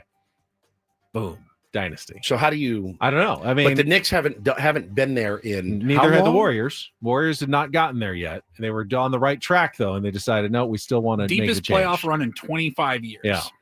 Thanks for your help. I mean, you know, the door. See you later. He was Is a he gonna be defensive-minded guy. The Game 1 collapse was inexcusable. I mean, that's inexcusable against the Pacers in the Eastern Conference Finals. I wouldn't have done it. I would have been like, is that his fault, this is the best thing that we've had going in a while. Let's roll with it one more season. Yeah, I They're mean, taking a chance. and I'll again- credit them for taking a chance. Now, who are they going to hire? I don't know. Again, you never know. You never know. In the NBA, man, there's a lot. You never know if the players are like, no, he's not it. He's not it. I mean, if the Padres get to the NLCS this year, but lose to the Dodgers, you firing Mike Schilt? Didn't get the job done? Didn't get to the World Series? I wouldn't. No. Adam Paul says the fact that the Knicks extended him 3 years and $30 million last summer. Wow. So they're going to pay him $30 million to not coach the Knicks. I will take that deal. My guess is we'll see who they end up hiring to be the head coach. But if they go out and get like a Mike Malone, who won a championship 2 years ago with the Nuggets, and then he was fired. Yep, he got like canned. Maybe they just think that's the right guy. It's not even necessarily that something Tibbs against Tibbs. Yeah. It's just like that's the guy for this team. Budenholzer had a championship. He got fired after one season with the Suns. I don't know. There's not any instant name. A lot of people are talking Jay Wright, and apparently he doesn't want to come out of TV to do it. Yeah. We'll see. Are you interested? I mean, if they asked, I would probably consider strongly. Yeah. All right.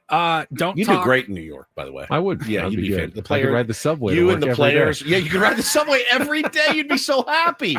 I can see you relating to Jalen Brunson and all that. They love you. Yeah. They'd love you. Do you think that the inmates would run the asylum with Ben in Probably charge? would, yeah. Guys, fellas. I'm fellas, players coach is what I am. Hello. You want to practice? Hello? No? Fine. No, all no right. worries. It's fine. It's fine. You would be the softest, most pushover coach ever. Ever. They would run you and they would just haze you. Oh, I would like to see it. I'd like to see this. So next up, we don't talk a lot of high school sports on this show, but I saw this story from a couple of days ago. A 16-year-old girl won a state championship in track, and she's from North Salinas High School. Won state in the 400-meter event on Saturday. She has now had her championship taken away. She's been stripped of her title because of her celebration after the race. Okay. I'm going to put it up on the YouTube stream if you're watching. You get a little bit of a visual. So she finishes the race and goes into like the infield area of the track, and she's handed a fire extinguisher, and she, for about, 2 seconds, sprays her cleats, her track shoes. She's so fast. Her feet are flaming. That is so good. You can see in the video, she's immediately approached by some CIF officials, and they take her away and basically tell her, you just lost your state championship because of that move. Now, the YouTube stream is currently showing this was done in the Olympics by somebody that won. She's paying an homage to this moment in the Olympics. Now, this guy, he went way further beyond what she did. It was like 2 seconds and she was done. He took his own shoes off. He put them on the track. Somebody else came out dancing around. It was a whole production. Oh, the guy, he's emptying the tank. Yeah. Oh my God. And he didn't have to give up his gold medal.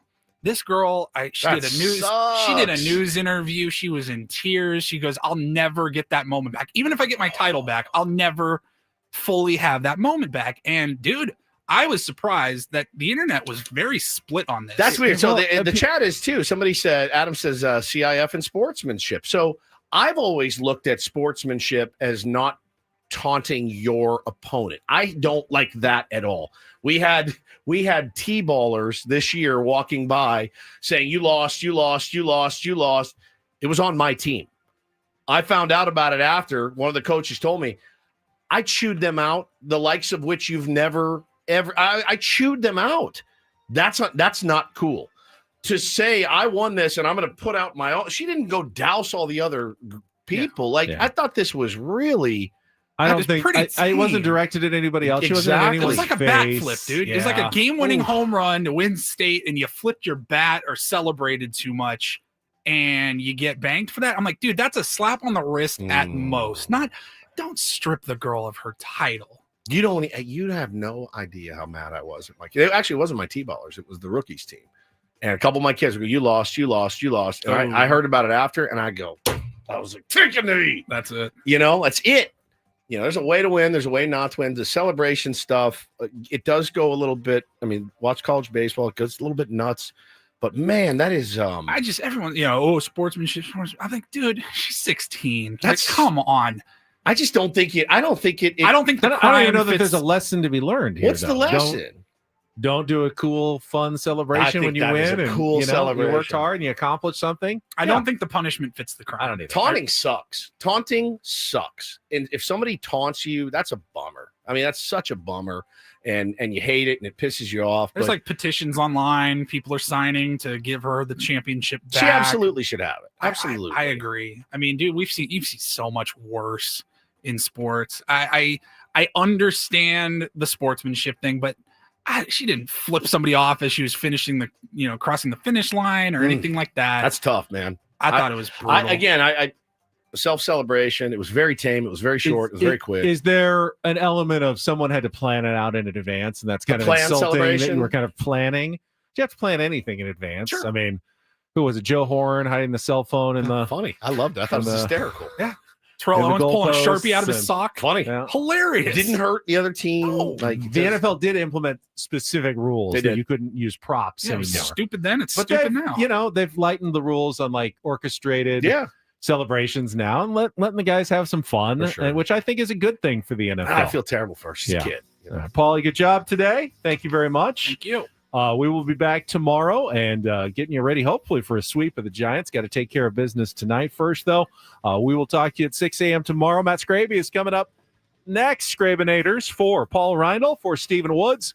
I'm Ben Higgins. Have a great rest of your Wednesday from all of us here at San Diego's #1 sports station, 97.3 The Fan. So long, everybody.